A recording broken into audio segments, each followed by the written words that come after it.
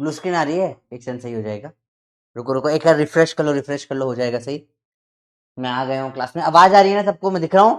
अच्छा पार्टी मजा, वहां कैसे हो, क्या हाल चाल। Good evening good evening good evening. पहले तो कुछ इंपॉर्टेंट चीज आपके लिए कि ये आपको से अपलोड भी होने वाला है, फिर भी इस पे ये चल जाए बस तो सही हो जाएगा, नहीं तो दिक्कत आ सकती है। टेलीग्राम वेब कुछ दिखाना था आपको बहुत बढ़िया सा कुछ। यार चल रहा ही नहीं है तो यार, नहीं चल रहा तो दिक्कत है। टेलीग्राम पे कुछ मैंने आप लोगों के लिए डाला है, बैच भी आ जाएगा अभी। तो इट्स समथिंग वेरी न्यू, आज तो नया चैप्टर स्टार्ट करने वाले हैं अपन। ठीक है, सो आई एम वेरी हैप्पी। हाँ कुछ आया कुछ आया कुछ आया। आ जा भाई, कुछ तो आ जा। ठीक है, लोड हो रहा है लोड हो रहा है, हाँ। देखो देखो देखो, तो this is something which I given आप लोगों के लिए। ठीक है, मैं दिखा रहा हूँ, एक बार देख लो। तो ये क्या है देखो, तो बेसिकली बेटा अपना मोशन स्ट्रेट लाइन का आ गया, मोशन प्लेन का ही बन गया है, थोड़ा सा बचा है बस। ठीक है, दिस इज लाइक कट्टर क्वेश्चन कलेक्शन, तो इसमें अराउंड 200 क्वेश्चन है। ठीक है, ये ऐप पे भी डल जाएगा, अभी शाम तक ही डल जाएगा। मैं कल दिन भर से इस पर काम कर रहा था काफी ज्यादा। क्या क्या कवर हो जाएगा, एनसीईआरटी और जितनी भी रेफरेंस बुक्स है उसमें से जो भी इंपॉर्टेंट क्वेश्चन बन सकते हैं, सारी रेफरेंस बुक देख लो, वो सब कंबाइन करके डाल दिए मैंने। ठीक है, तो दिस इज लाइक सबसे इंपॉर्टेंट क्वेश्चंस जो आपके लिए बनते हैं, दिस आर द सबसे इंपॉर्टेंट रेफरेंस बुक वगैरह सारे क्वेश्चंस इसमें डाल दिए गए। ठीक है, सारी रेफरेंस बुक ले लिए मैंने, तो आपको इधर उधर भागने की जरूरत नहीं पड़ेगी इसके बाद में। ठीक है, आप डायरेक्ट प्रिंट कर सकते हो उसको यहाँ से और आपका काम हो जाएगा। सेकेंड चीज, इसके बाद आपको लोग क्या करा है कि तुम अर्जुना के लिए जितनी मेहनत करो, मैंने लाइफ में इतनी मेहनत कभी किसी के लिए नहीं करी है।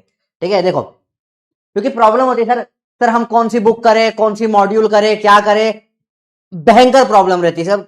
कितना ही पढ़ ले समझ नहीं आता, कितना करे, तो अब यही क्वेश्चन बार बार करने, नए क्वेश्चन करना नहीं, जब तक ये क्वेश्चन 100% एक एक सेकंड मतलब इतने फास्ट हो जाए कि देखते से समझ में आने लग जाए, ऐसे ऐसे से होगा।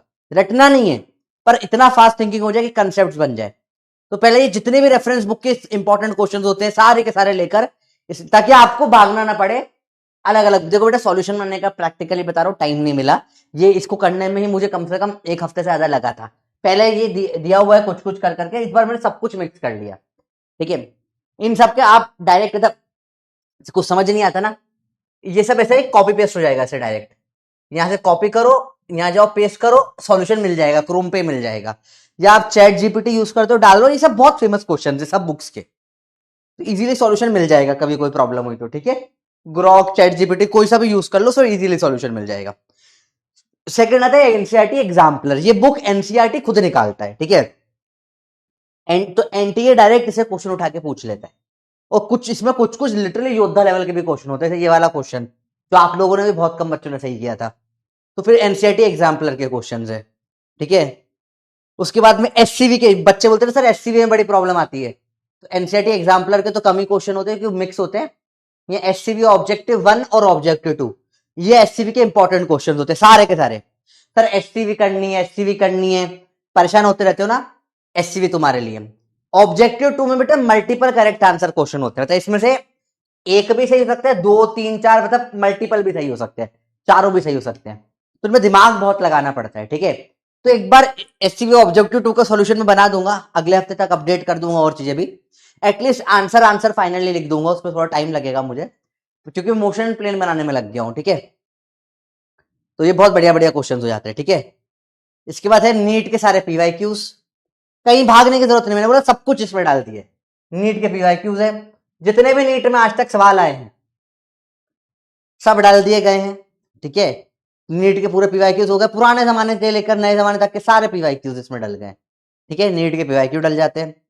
उसके बाद आता है आखिरी में जेई मेंस और एडवांस के भी पीवाईक्यू, जिनको हाई लेवल क्वेश्चन करने होते हैं। अब इसमें देखो ध्यान से, आईआईटी जेई के पुराने जमाने के कुछ क्वेश्चन अच्छे, कुछ क्वेश्चन बेकार भी होते थे, हर क्वेश्चन अच्छा नहीं आता था उस टाइम पे। ठीक है, क्योंकि उस टाइम पे कोचिंग नहीं होती थी, तो जो आज के टाइम पे कई नॉर्मल क्वेश्चन हम पढ़ा देते उस टाइम पे वो भी बहुत टफ होते थे बिना कोचिंग के। अब 1992 में थोड़ी ना पीडब्ल्यू था। ठीक है, तो तब तब क्वेश्चन जो आते थे लोग ये सिंपल सिंपल क्वेश्चन ही बहुत टफ पढ़ते थे उस टाइम पे, पर पुराने जमाने के भी क्वेश्चन डाले हैं। ठीक है, हाँ, फिर धीरे धीरे जब आप करोगे तो ऐसे आईआईटी के बाद जेई मेंस तो बाद में चालू हुआ, फिर जेई मेंस 18-2, ये पुराने कुछ कुछ क्वेश्चन है जो ये पर्पल कर दिया, ये मल्टीपल आंसर टाइप क्वेश्चन है, थोड़ा सा दिमाग अच्छा दिमाग लगा करना। कैलकुलस पर है जो क्वेश्चन, जितने भी जेई क्वेश्चन से बहुत सारे डिवाइड करे प्रॉपरली, ठीक है। मोशन प्लेन का भी लगभग 90% रेडी है। प्रॉपर आईआईटी के सारे क्वेश्चन जितने भी थे, ये वाला क्वेश्चन बहुत इजी है, आईआईटी में आया हुआ इजी है, पर आया है तो डाला गया है, ठीक है। ये आपको पीडब्ल्यू ऐप पर भी आ जाएगा, अभी रात तक ही आ जाएगा, ठीक है। मोशन और ग्रेविटी जो स्ट्रेट लाइन में पढ़ा था उसके जितने क्वेश्चन आए। अब जैसे मेंस के क्वेश्चन इतने टफ भी नहीं होते, कुछ कुछ मैथमेटिक्स होता है, पर आप जैसे देखोगे आगे ग्राफ के प्रॉब्लम होती है बच्चों को, ये इससे ज्यादा ग्राफ के क्वेश्चन मिलेंगे कहां, बहुत एडवांस लेवल तक के भी क्वेश्चन है।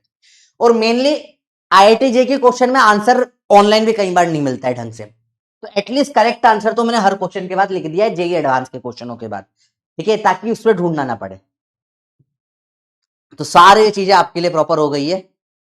तो इस तरह टोटल 203 क्वेश्चन मिल के सब कुछ बन गए, इसके अलावा आप कुछ करना नहीं पड़ेगा। 203 क्वेश्चन एग्जैक्ट, ठीक है। टेलीग्राम की ये लिंक है, इसके ऊपर तो मिला, अपलोड कर दिया है, ऐप पे भी अपलोड हो जाएगा शाम तक। Thank you for your trust.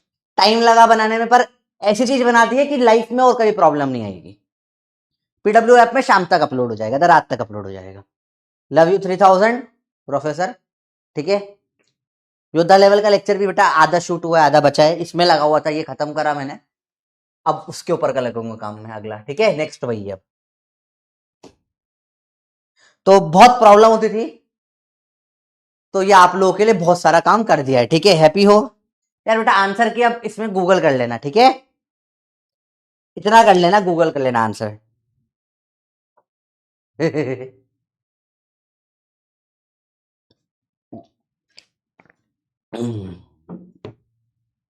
आज से सब कुछ नया स्टार्ट हो रहा है,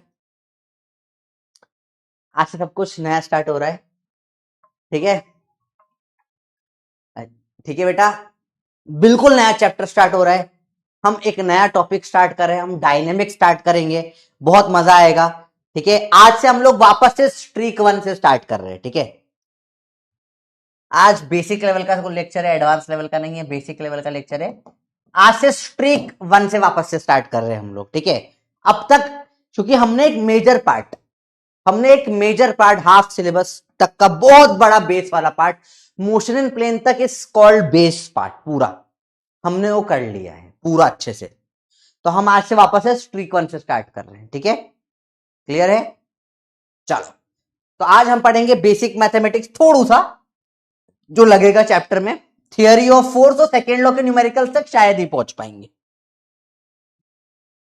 स्टार्ट करते हैं बेसिक मैथमेटिक्स एंड वेक्टर्स, इसका अच्छा खासा इस्तेमाल होगा, तो मैं एक बार क्विकली कुछ कुछ ये बता देता हूं, ठीक है। If you want to solve NLM, if you want to solve NLM effortlessly,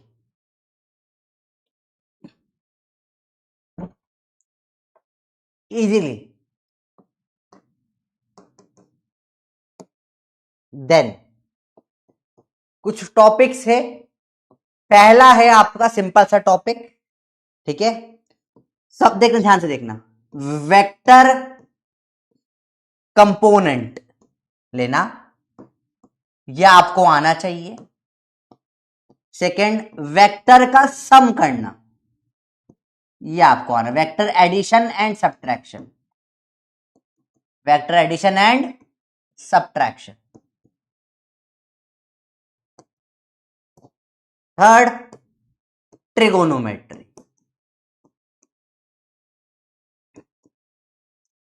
fourth, basic calculus, सबका इस्तेमाल होगा। फिफ्थ, ये स्टार वाला पॉइंट है, solving equations in multiple variables. और ये टॉपिक एकदम अभी आपको बता रहा हूं, और ये आगे बहुत काम आने वाला है। इस चैप्टर में मैक्सिमम बच्चे कैलकुलस हो जाता है, अटक जाते हैं यहां पे, अटक जाते हैं यहां पे। Sixth, basic geometry.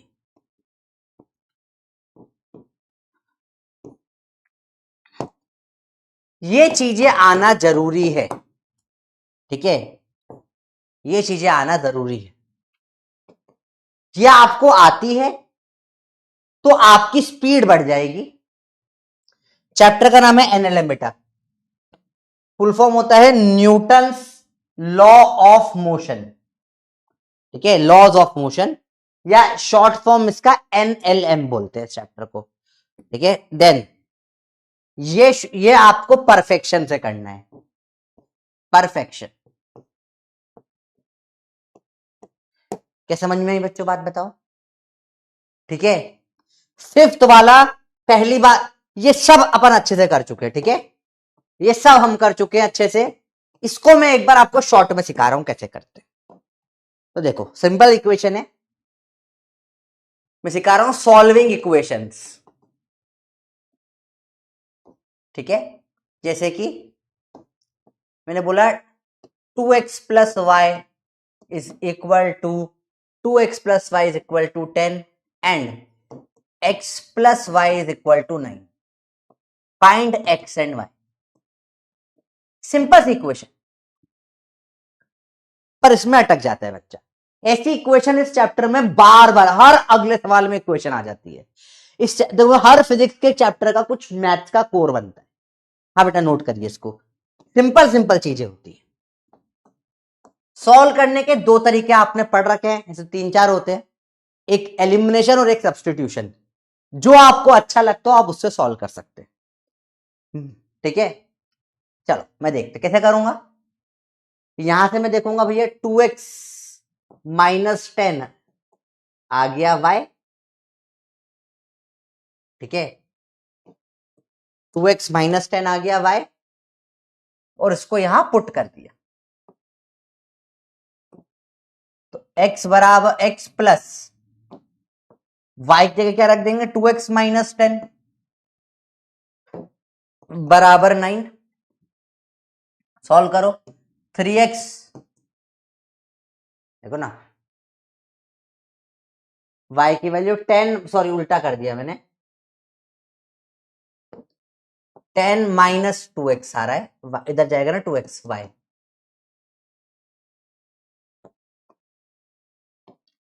10 minus 2x, ठीक है। तो देखो ये 10 हुए x minus 2x minus x 9, इधर इधर भेजो, 10 माइनस 9 बराबर x, x बराबर 1। अब इसमें रख दो, किसी भी एक इक्वेशन में रख दो। x प्लस वाई क्या था, 9 था, x को 1 रख दो, 1 प्लस वाई आया 9, y आ गया 9 माइनस 1, y हो गया 8। तो ये सबसे बेसिक सॉल्विंग होती है, सबको आती है। देखो मैं फिर बोल रहा हूं, अभी ये ऐसा लग रहा है सबको बेसिक, एक की वैल्यू निकालो दूसरे में पर पुट कर दो, ठीक है। एलिमिनेशन से भी कर सकते हो सॉल्विंग, ये हमने कैसे करा, सब्स्टिट्यूशन मेथड से। क्या बोलते हैं, सब्स्टिट्यूशन मेथड। लगाते एलिमिनेशन, इसमें एक के नीचे एक जमाते थे, 2x प्लस वाई बराबर 10, x प्लस वाई बराबर 10, x प्लस वाई बराबर 9, ऐसे जमाते हैं कि सब्ट्रैक्शन पे कट जाए। अब एक को इसको पूरे को माइनस से मल्टीप्लाई कर दो, माइनस माइनस माइनस, सब्ट्रैक्ट कर दो, कटा 0, 2x minus x x, 10 minus 9 1, x आ गया 1। अगेन पुट करके अब सॉल्व कर लो किसी में भी, तो y आ जाएगा अपने आप 8, ठीक है। तो this are the two common methods जिससे हम सॉल्व करते हैं। तो ये बहुत बेसिक बेसिक तरीका होता है, 10th में सब पढ़कर आते हैं। 10th में आपका शायद थर्ड चैप्टर था, अगर आपको याद हो। अरे बबुआ सर की याद आ गई पढ़कर आए हो सब। अच्छा बाकी देख, तुमने देखा यूट्यूब पे बायो पढ़ा है, बायो मैंने, किसी ने देखा लेक्चर बायो का देखा किसी ने, बायो पढ़ा है मैंने, बहुत सालों बाद बायो पढ़ा रहा हूँ यूट्यूब पे। यूट्यूब पर तो पहली बार ही पढ़ा रहा हूँ भाई, भी बहुत टाइम बाद पढ़ा है मैंने। चलो देखो, अभी देखो ध्यान से। लीनियर इक्वेशंस बहुत बढ़िया। चलो देखो, अब देखो ध्यान से देख लो। एक बार बबुआ ओपी इन द चैट लिख दो, मजा आ जाएगा। ऋतिक सर को भेजूंगा। पता है one of the best teachers maths के फाउंडेशन लेवल पे ऋतिक सर है। Hrithik sir he is not normal, he is revolution. Hrithik sir से जो पढ़ लिया ना, वो लाइफ टाइम कोई मैथ्स नहीं भूल सकता है। He is a gem of a person, a gem of a faculty. और डांस भी बहुत प्यारा करते हैं। Is like a gem of a person, बहुत बढ़िया इंसान है। उनका पढ़ाने की टेक्निक इतनी अच्छी होती है भाई। अब मेरे को याद है, मैं कैसे मैं मिला था। मैं एक बार उनका कोई यूट्यूब लाइव सेशन चल रहा होगा आपकी एग्जाम के पहले, बोर्ड्स के पहले। तो मैं ऑफिस गया था। ठीक है, मैं ऑफिस गया था तो मुझे दिख गए थे। ठीक है, मैंने बोला क्या लाइव चल रहा है, कितना, 1 आध लाख होगा फाउंडेशन के बच्चे। बोला 3.5 लाख लाइव चल रहा है। मैं हो गया भाई, 3.5 लाख लाइव, मतलब गजब टीचर भाई, नेक्स्ट लेवल। 3.5 लाख लाइव पढ़ाने वाले चैनल पे। वो बंदे ने रिकॉर्ड, दुनिया के रिकॉर्ड तोड़ दिए। तो गजब टीचर है।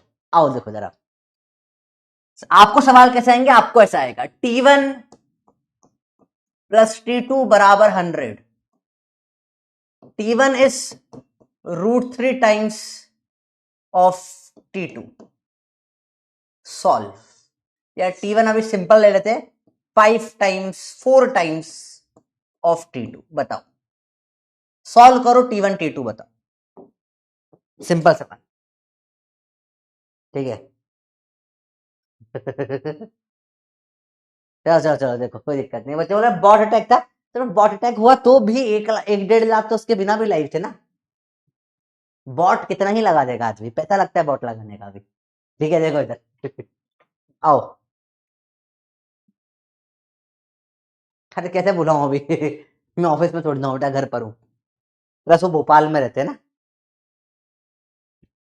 जैसे अभी जाऊंगा भोपाल में अगले, अच्छा अगले हफ्ते भोपाल आ रहा हूँ ऐसे मैं। नेक्स्ट संडे और मंडे 2 दिन भोपाल रहूंगा। ये वाला नहीं, अगला वाला। 9 तारीख को मेरे भाई का बर्थडे। तो 9 तारीख को तो वापस आना उस दिन, तो क्लास है ट्यूसडे। तो 9 की रात सुबह ही वापस आ जाऊंगा मैं। तो 7 और 8 2 तारीख भोपाल रहूंगा मैं। चलो देखो, चलो देखो, फटाफट देखें। आओ देखो ध्यान से। T1 प्लस T2 100 है। T1 4 टाइम्स ऑफ T2 है। देखिए, तो T1 है 4 times of T2 plus T2 100 है। सिंपल है। तो 5 T2 100 हो गया। T2 बराबर क्या आ गया, 20।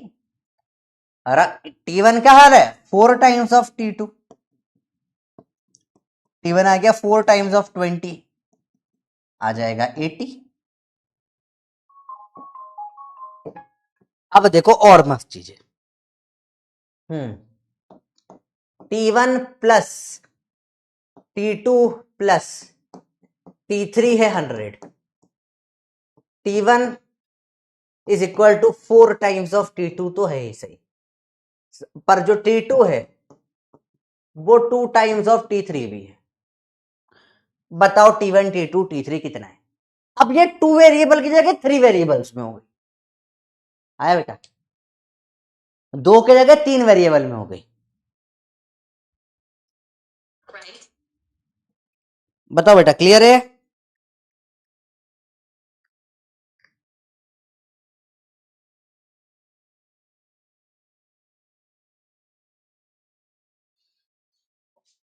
बोलो बेटा, क्लियर हुई बात।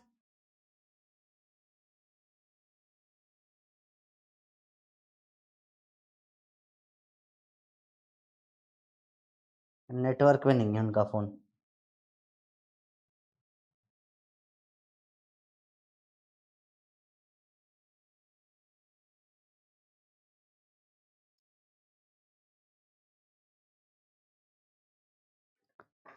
बताओ बताओ बताओ। उनका फोन नंबर बदल गया, उनके नंबर बहुत लीक होते रहते। देखो कैसे करेंगे, अब 2 वेरिएबल में सॉल्व करने हैं। कैसे करोगे, करते हाउ टू। अब इसमें स्टेप बाय स्टेप एलिमिनेशन करना होता है। तो पहले एक काम करते हैं, T3 को हटा देते और T1 को हटा देते। देखो एक सिंपल सी चीज मुझे दिख रही है, देखो ध्यान से देखना। T1 को लिख दिया 4 टाइम्स ऑफ T2 है तो ठीक है। T3 को क्या लिख सकते हो आप? T2 का आधा लिख सकते हो, नहीं लिख सकते? देखो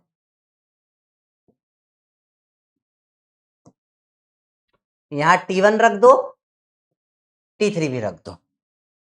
अब ये एलिमिनेशन प्रैक्टिस से आता है बेटा। 4T2 प्लस T2, T3 को लग दो, T2 का आधा आ जाएगा 100। एलसीएम ले तो 8T2 plus 2T2 plus T2 bye 2, 100। 2 उधर जाएगा 200, 8 9 10 11 T2, तो T2 आ जाएगा 200/11। इसका फायदा क्या हुआ? T1 और ये डायरेक्ट निकल जाएंगे। T1 4 टाइम्स है इसका, तो 4 टाइम्स ऑफ 200/11, T1 आ जाएगा 800/11। T3 क्या आ जाएगा? T2 का आधा, इसका आधा कर लो, 100/11 आ जाएगा। आया बेटा समझ में?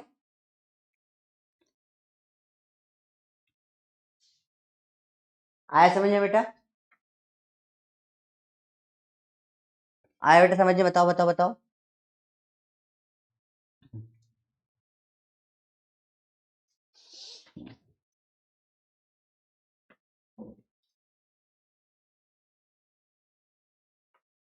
बोलो बोलो बोलो। हम्म,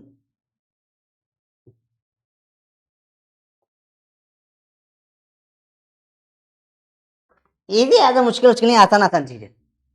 ठीक है, ओके ओके ओके। विच चैप्टर है भाई? चलो देखो देखो देखो, सिंपल चीज है, कुछ मुश्किल नहीं है। एक क्वेश्चन और लास्ट क्वेश्चन, ठीक है? अब ऐसा आता है, T1 minus 100 is equal to 10A।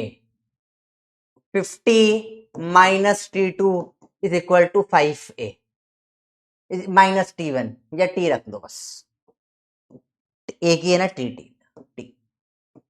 ऐसा सवाल आ जाता है, सॉल्व करो, फाइंड A एंड T। ये एक्चुअल क्वेश्चन है जो आप करोगे अभी चैप्टर के अंदर।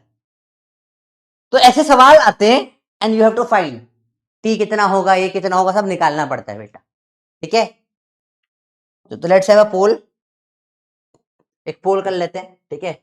निकाल लेते हैं इसको फटाफट से, कितना हो जाएगा? 50 माइनस T, नहीं उल्टा लिख दिया मैंने, रुको क्वेश्चन चेंज करने दो। 100 minus T is equal to 10A और T minus 50 is equal to 5। हाँ अब बताना है कितना है, ठीक है?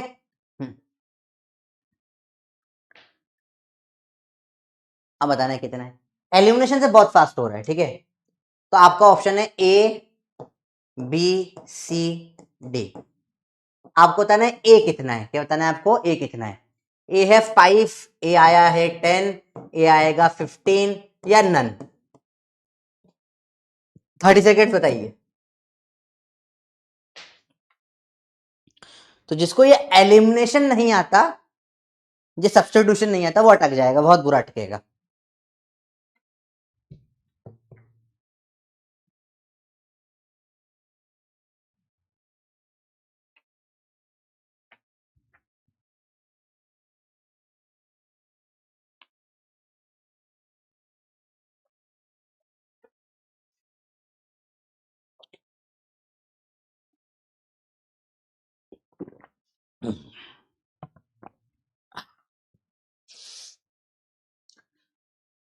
बोल नहीं आया? चलो देखते हैं, डायरेक्ट ऐड कर दो।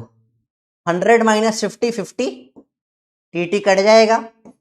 10 15, 10 और 5 15 है, 5 3 जा 5 10 जा, ये आ जाएगा 10/3। आंसर आ जाएगा डी, नन। 10 कर दिया, सर इसको ऐड करके हमने 150 कर दिया बे। सर क्यों कर दिया? सब भाई जब ये 100 में -50 ऐड होगा तो 50 बचेगा ना, ऐड कर रहे हैं दोनों को, सब्ट्रैक्ट थोड़ी ना करे, जो -t और t तो यूं ही 0 हो जाएगा कट के, माइनस नहीं करना है, दोनों को ऐड करना है। कोई बात नहीं, आप सब्स्टिट्यूशन से कर लो। लेट्स से आपने निकाला यहां से t की वैल्यू क्या आ रही है, 5a + 50, रख दो इसमें, 100 minus 5a + 50 is equal to 10 है। 100 माइनस 5a माइनस 50, 10 है, माइनस दोनों में मल्टीप्लाई होगा, 5 इधर जाके प्लस हो जाएगा 15 है। 100 माइनस 50 50, 5 3 जा 5 10 जा 10/3 आ गया ये। आंसर है नन ऑफ दी अबव। ठीक है। ऐसा सवाल भी आधे लोगों ने सही नहीं किया, अब तुम सोचो, ये चैप्टर पूरा इस पे बैठा हुआ है। तो आप लोगों का आज होमवर्क बड़ा सिंपल है, सिंपल। आप जाएं गूगल पे और लिखें class 10th maths NCERT chapter 3, एक पीडीएफ मिलेगी। क्या नाम है इस चैप्टर का? Pair of linear equations in 2 variable. इसमें शायद डार्क मोड ऑन है इसलिए सर थोड़ा टेढ़ा मेढ़ा आ रहा है। ये सब कुछ भी नहीं पढ़ना है आपको, सब ये बकवास है, आंटी अंकल कुछ भी मतलब का नहीं। आपको जहां दिखे क्वेश्चन आप सब भाड़ा में जाए, सब बकवास है, कोई काम का नहीं, कोई काम का नहीं। आप सीधे यहां पर आ जाएं और सॉल्विंग करना स्टार्ट करें। थोड़ा और नीचे जैसे एक्सरसाइज आएगी, एक्सरसाइज 3.1, इसको ठीक है अवॉइड, कोई मतलब की नहीं। चालू करेंगे हम 3.2 से। कहां से करेंगे हम? 3.2 से आएंगे। 10 तो पास कराइए आप लोगों ने, एग्जाम्पल चाहे तो कर लो, तो 3.2 से following linear equation by substitution solve करना है। 1 से लेकर सारे सॉल्व करना है, पूरा ये सॉल्व करना है आपको, एक बार रिवीजन हो जाएगा, करा तो होगा।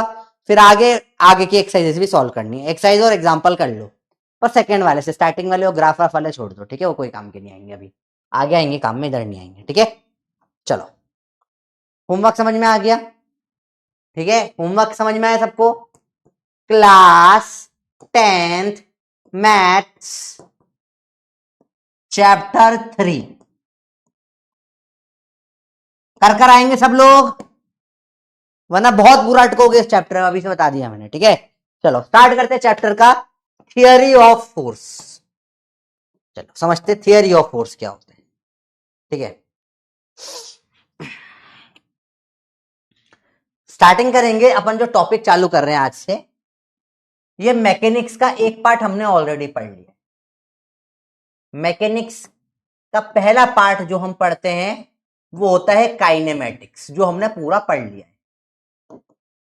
इसमें हम फोर्स की बात नहीं करते, इसमें सिर्फ वेलोसिटी की, डिस्प्लेसमेंट की, एक्सेलरेशन की बातें होती है। मैकेनिक्स का सेकंड पार्ट आज से चालू करेंगे, इसको बोलते हैं डायनेमिक्स। डायनेमिक्स में क्या होता है बेटा? डायनेमिक्स से बात होती है फोर्स की, या हर मोशन क्यों हो रहा है, मोशन क्यों हो रहा है। और यहां मैं लूज मोशन की बात नहीं कर रहा बेटा, वो तुम्हारा पेट खराब इसलिए हो रहा है। मैं बात कर रहा हूं, यहां पे बात करते थे सिर्फ मोशन की, क्यों वगैरह कोई नहीं पूछता था। जो हमने पढ़ा motion in straight line, motion in plane, ये सब क्या था? काइनेमेटिक्स था। अब डायनेमिक्स चालू हो रहा है, इससे बात करें फोर्स, फोर्स की बात होगी डायनेमिक्स में। डायनेमिक्स क्यों हो रहा है? फोर्स। तो फोर्स में भी बहुत सारी बातें, ठीक है। सिंपल टर्म से बात करें तो फोर्स क्या होता है बेसिकली? फोर्स सबसे बेसिक डेफिनेशन होती है, फोर्स इज अ पुश और पुल। फोर्स क्या बेटा? या तो पुश करा या पुल करा, दो ही टाइप के फोर्स ला। नेट पे देखा जाए तो फोर्स क्या है? धक्का मार दे भाई, या पकड़ के खींच ले, दो ही चीज हो सकती है ना। फोर्स और क्या हो सकता है? ये देखो, ध्यान से देखो, फोर्स क्या हो सकता है? या तो इसको मैंने बोला धक्का, भाग इधर, ये फोर्स क्या हो गया? पुश, खींच लिया, पुल। तो दो ही चीज फोर्स क्या, तो या तो पुश या तो पुल। फोर्स दो ही तरीके से हो सकता है, पुश या पुल। ठीक है, मोटा मोटे बातें कर रहे हैं अपन, है ना, सुपरफिशियल पढ़ रहे हैं, फिर धीरे धीरे डेप्थ में घुसेंगे टॉपिक की। दुनिया में टोटल 4 टाइप के फोर्स होते हैं। दुनिया में टोटल कितने टाइप के फोर्स होते हैं? 4 टाइप के फोर्स होते हैं, ध्यान से देखना बेटा। पहला होता है ग्रेविटेशन, ग्रेविटेशन का फोर्स। दूसरा होता है आपका इलेक्ट्रोमैग्नेटिज्म का फोर्स।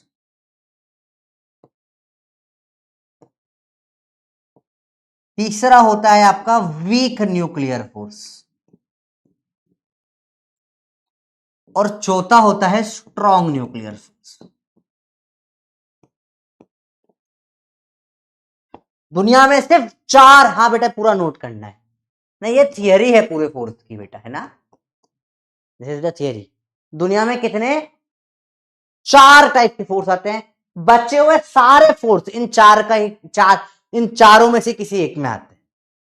ठीक है, दुनिया में टोटल सिर्फ कितने टाइप के फोर्स है बेटा? 4 टाइप के फोर्स है। कितने फोर्स है? 4 टाइप के फोर्स है। ग्रेविटेशन, हाँ बेटा नोट करिए, इलेक्ट्रोमैग्नेटिज्म, वीक न्यूक्लियर फोर्स और स्ट्रॉन्ग न्यूक्लियर फोर्स। सबको समझ में आया बेटा? दुनिया में सिर्फ 4 ही टाइप के फोर्स हैं, बाकी सारे फोर्स इन्हीं के अंदर आते हैं। फ्रिक्शन इसमें अंदर ही आएगा, टेंशन इसमें ही आएगा, नॉर्मल इसमें ही आएगा। ठीक है, ठीक है, सब इनमें ही फंसते हैं। अब समझते हैं ग्रेविटेशनल फोर्स क्या होता है। आप सबको पता है ग्रेविटी क्या होती है? कोई भी दो ऑब्जेक्ट जिनमें मास होता है वो अट्रैक्ट होते हैं ग्रेविटी से, सबको पता है। मैं धरती पर हूं, अट्रैक्शन है, मेरे पेट में बहुत मास है, धरती में बहुत मास है, खींच लिया मेरे को जल्द, ग्रेविटी का फोर्स। सबको समझ में आता है ग्रेविटी क्या होती है, ग्रेविटेशन का, और सबको पता है, एक पूरा चैप्टर है इसके ऊपर। इलेक्ट्रोमैग्नेटिज्म बेसिकली जो मैग्नेट का फोर्स होता है, या इलेक्ट्रोमैग्नेटिज्म फोर्स के आपने केमिस्ट्री में पढ़ा है, वॉन्डरवॉल फोर्सेस, लंदन फोर्सेस पढ़े, केमिकल बॉन्डिंग चैप्टर हो गया होगा ना तुम्हारा, dipole dipole interaction, van der Waals forces, London forces, covalent bond, ionic bond, और कौन कौन सा बॉन्ड पढ़ा तुमने, कोऑर्डिनेट बॉन्ड, बैक बॉन्ड, पढ़ा ना पढ़ा सब तुमने, अलग अलग बॉन्ड बॉन्ड पढ़े। वो सब भी क्यों होता है? चार्जेस के कारण है, पॉजिटिव नेगेटिव चार्ज, सब चीजें क्यों चार्ज के कारण हो रही है। कभी चार्ज इलेक्ट्रॉन आगे पीछे हो रहा है, शेयर हो रहा है, जो भी हो रहा है पढ़ा है। वो सारे पूरा केमिस्ट्री के सारे फोर्स हमारे इस इलेक्ट्रोमैग्नेटिज्म में आते हैं, इसी का टाइप है। ठीक है, इनफैक्ट फ्रिक्शन भी इलेक्ट्रोमैग्नेटिक फोर्स होता है। ये जो हाथ को तुम रब करके फील हो रहा है ना, फ्रिक्शन लग रहा है, फ्रिक्शन भी क्या इलेक्ट्रोमैग्नेटिक फोर्स है। कैसे बता, कैसे कैसे बेटा? क्या होता है, अपना जो हाथ और ये जो होता है ये चिपकता ही क्यों है दुनिया में? कोई भी चीज टच करते हैं तो फील क्यों होती है, फोर्स क्यों होता है? क्योंकि क्या होता है ना, इसके अंदर भी अपन ऐसे देखेंगे तो हर हर हर एटम के अंदर प्रोटॉन इलेक्ट्रॉन है, तो उनमें इंटरेक्शन होता है। कोई भी दो चीजें दुनिया में चिपक रही है, वो भी किस कारण से हो रहा है? तुम जो फेविकॉल से चिपका देते हो ना, वो भी कौन सा फोर्स है? वो भी इलेक्ट्रोमैग्नेटिक फोर्स है। तो आप जो 99% फोर्स पढ़ोगे आपके सिलेबस में, वो कौन से होते हैं? Electromagnetic force. पूरा केमिस्ट्री इसमें आ जाता है केमिस्ट्री वालों को बोल दो हमारे 4 में से तुम सिर्फ एक में पूरा फंस गए हो पूरा केमिस्ट्री के जितने भी तुमने पढ़े, ionic bond, covalent bond, hydrogen bond, dipole moment, dipole dipole interaction, London forces, underworld forces, back bond, ये बॉन्ड वो बॉन्ड, तुम 1000 बॉन्ड ले ले, सब किस में आते हैं? इलेक्ट्रोमैग्नेटिक फोर्स में आते हैं। फ्रिक्शन इसमें आता है।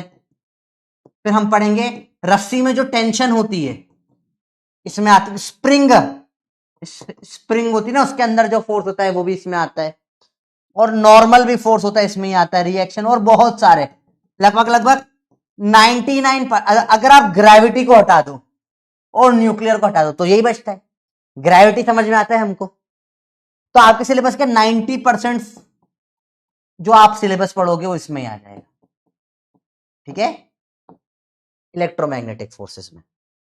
वीक न्यूक्लियर फोर्स, अगेन अपन केमिस्ट्री की बात करते हैं। आपने पढ़ा है न्यूक्लियर पावर प्लांट से alpha rays, beta rays, gamma rays निकलती है, कभी सुना है? वो तो सुना है तुमने, Hulk, gamma, Hulk super hero movie देखते होगे, एक हरे कलर का भालू है हल्क, देखा तुमने? हाँ, गामा रेडिएशन करते हैं, पता ही नहीं गामा रेडिएशन, पर गामा रेडिएशन से बन रहा है हमारा अल्फा बीटा गामा, ये सब चल रहा है। क्या होता है सर, समझाता हूं वीक न्यूक्लियर क्या होता है। तुमने केमिस्ट्री में पढ़ा है एटम्स में एनर्जी लेवल होते हैं, है ना, के एल एम एन शेल होते हैं, इलेक्ट्रॉन ऊपर नीचे जंप करता है ना। तो ऐसा क्या होता है, जो हमारा न्यूक्लियस होता है ना, न्यूक्लियस के अंदर भी एनर्जी लेवल्स होते हैं, ठीक है। अब ये जो एनर्जी लेवल्स होते हैं न्यूक्लियस के अंदर, उसके अंदर होता है प्रोटॉन और न्यूट्रॉन, ठीक है, प्रोटॉन और न्यूट्रॉन होता है। अब प्रोटॉन और न्यूट्रॉन कहां होता है, न्यूक्लियस के अंदर, जैसे बाहर तो एनर्जी लेवल अंदर भी है, ये ऊपर नीचे जब ऐसे जंप करते हैं इसमें ऊपर नीचे, तो जो एनर्जी बाहर निकलती है, जो फोर्सेस होता है, उसे बोलते हैं गामा, गामा रेस। ये पूरा वीक न्यूक्लियर फोर्सेस में आता है। किसमें आता है बेटा, किसमें आता है बेटा, ये वीक न्यूक्लियर फोर्स में आता है। समझ में आया बेटा थोड़ा बहुत? तो गामा रेज एक टाइप की लाइट निकलती है, पर ये जो इसमें ऊपर नीचे जाने का हल्का हल्का फोर्स होता है, ये वीक न्यूक्लियर फोर्स होता है। स्ट्रॉन्ग न्यूक्लियर फोर्स क्या होता है, ये आता है आपका fission and fusion, atomic bomb bomb बनाते हैं ना, फिजन एंड फ्यूजन वाला फोर्स होता है, ठीक है। हम इस चैप्टर में बात करेंगे किसकी, इलेक्ट्रोमैग्नेटिक फोर्स से।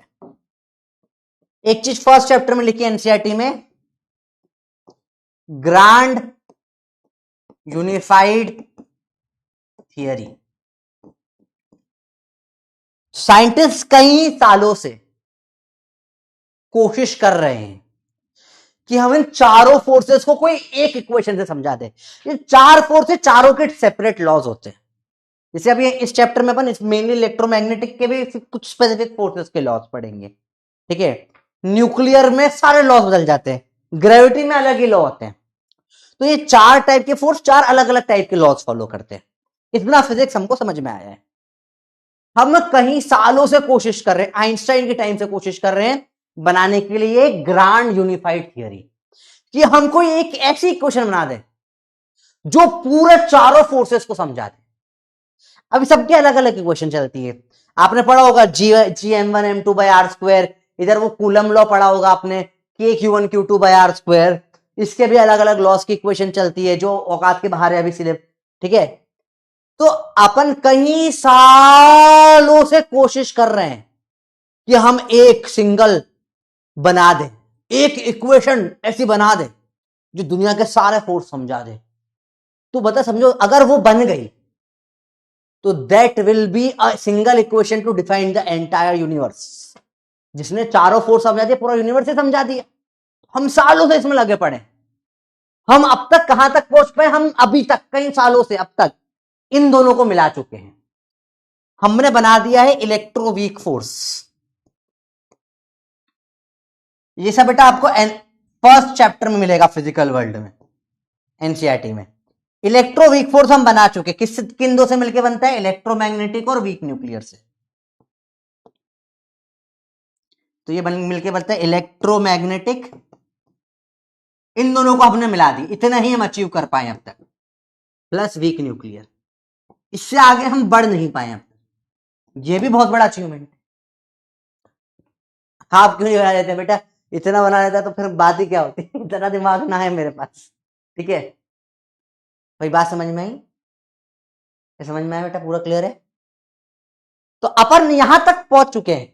अब समझो एनसीईआरटी का फर्स्ट चैप्टर कोई नहीं पढ़ता है, फिजिकल वर्ल्ड, है ना, वो कहीं पे मेंशन्ड भी नहीं होता सिलेबस में, पर उसमें कई सारी छोटी छोटी चीजें जो दूसरे चैप्टर में फंसा के क्वेश्चन पूछ लिया जा सकता है। तो मैं वो चैप्टर का भी बेसिक इस चैप्टर में कई जगहों पढ़ा देता हूँ, ठीक है। कुछ भी नहीं छोड़ना है, रिस्क नहीं लेनी कभी भी, एनसीईआरटी पूरी इंपॉर्टेंट होती है, ठीक है। समझ रहे बात को? तो ये बहुत, ये सब एनसीईआरटी में दे रखा है सर, कहा हमने देखा है, फर्स्ट चैप्टर खोल के देखो, बहुत कुछ मिलेगा उसमें, ठीक है। ये इलेक्ट्रोवीक फोर्स स्टार लगा के नीचे लिखा हुआ है एक पॉइंट, पूरा बहुत कुछ लिखा हुआ है। एनसीईआरटी में बहुत कुछ छुपा छुपा के रखते हो, कोई इधर कहीं इधर कहीं उधर कहीं उधर डाल देते। एनसीईआरटी बहुत अच्छी स्क्रैप बुक है, स्क्रैप बुक होती है ना, कहीं भी कुछ भी पेस्ट कर दो, अगर वो सिस्टमेटिक होती तो मजा आ जाता, पर NCERT is a very good scrap book. चलो देखो, समझ में बच्चे बात ये, चालू करेंगे इस चैप्टर का एरिस्टोटल्स फैलेसी से।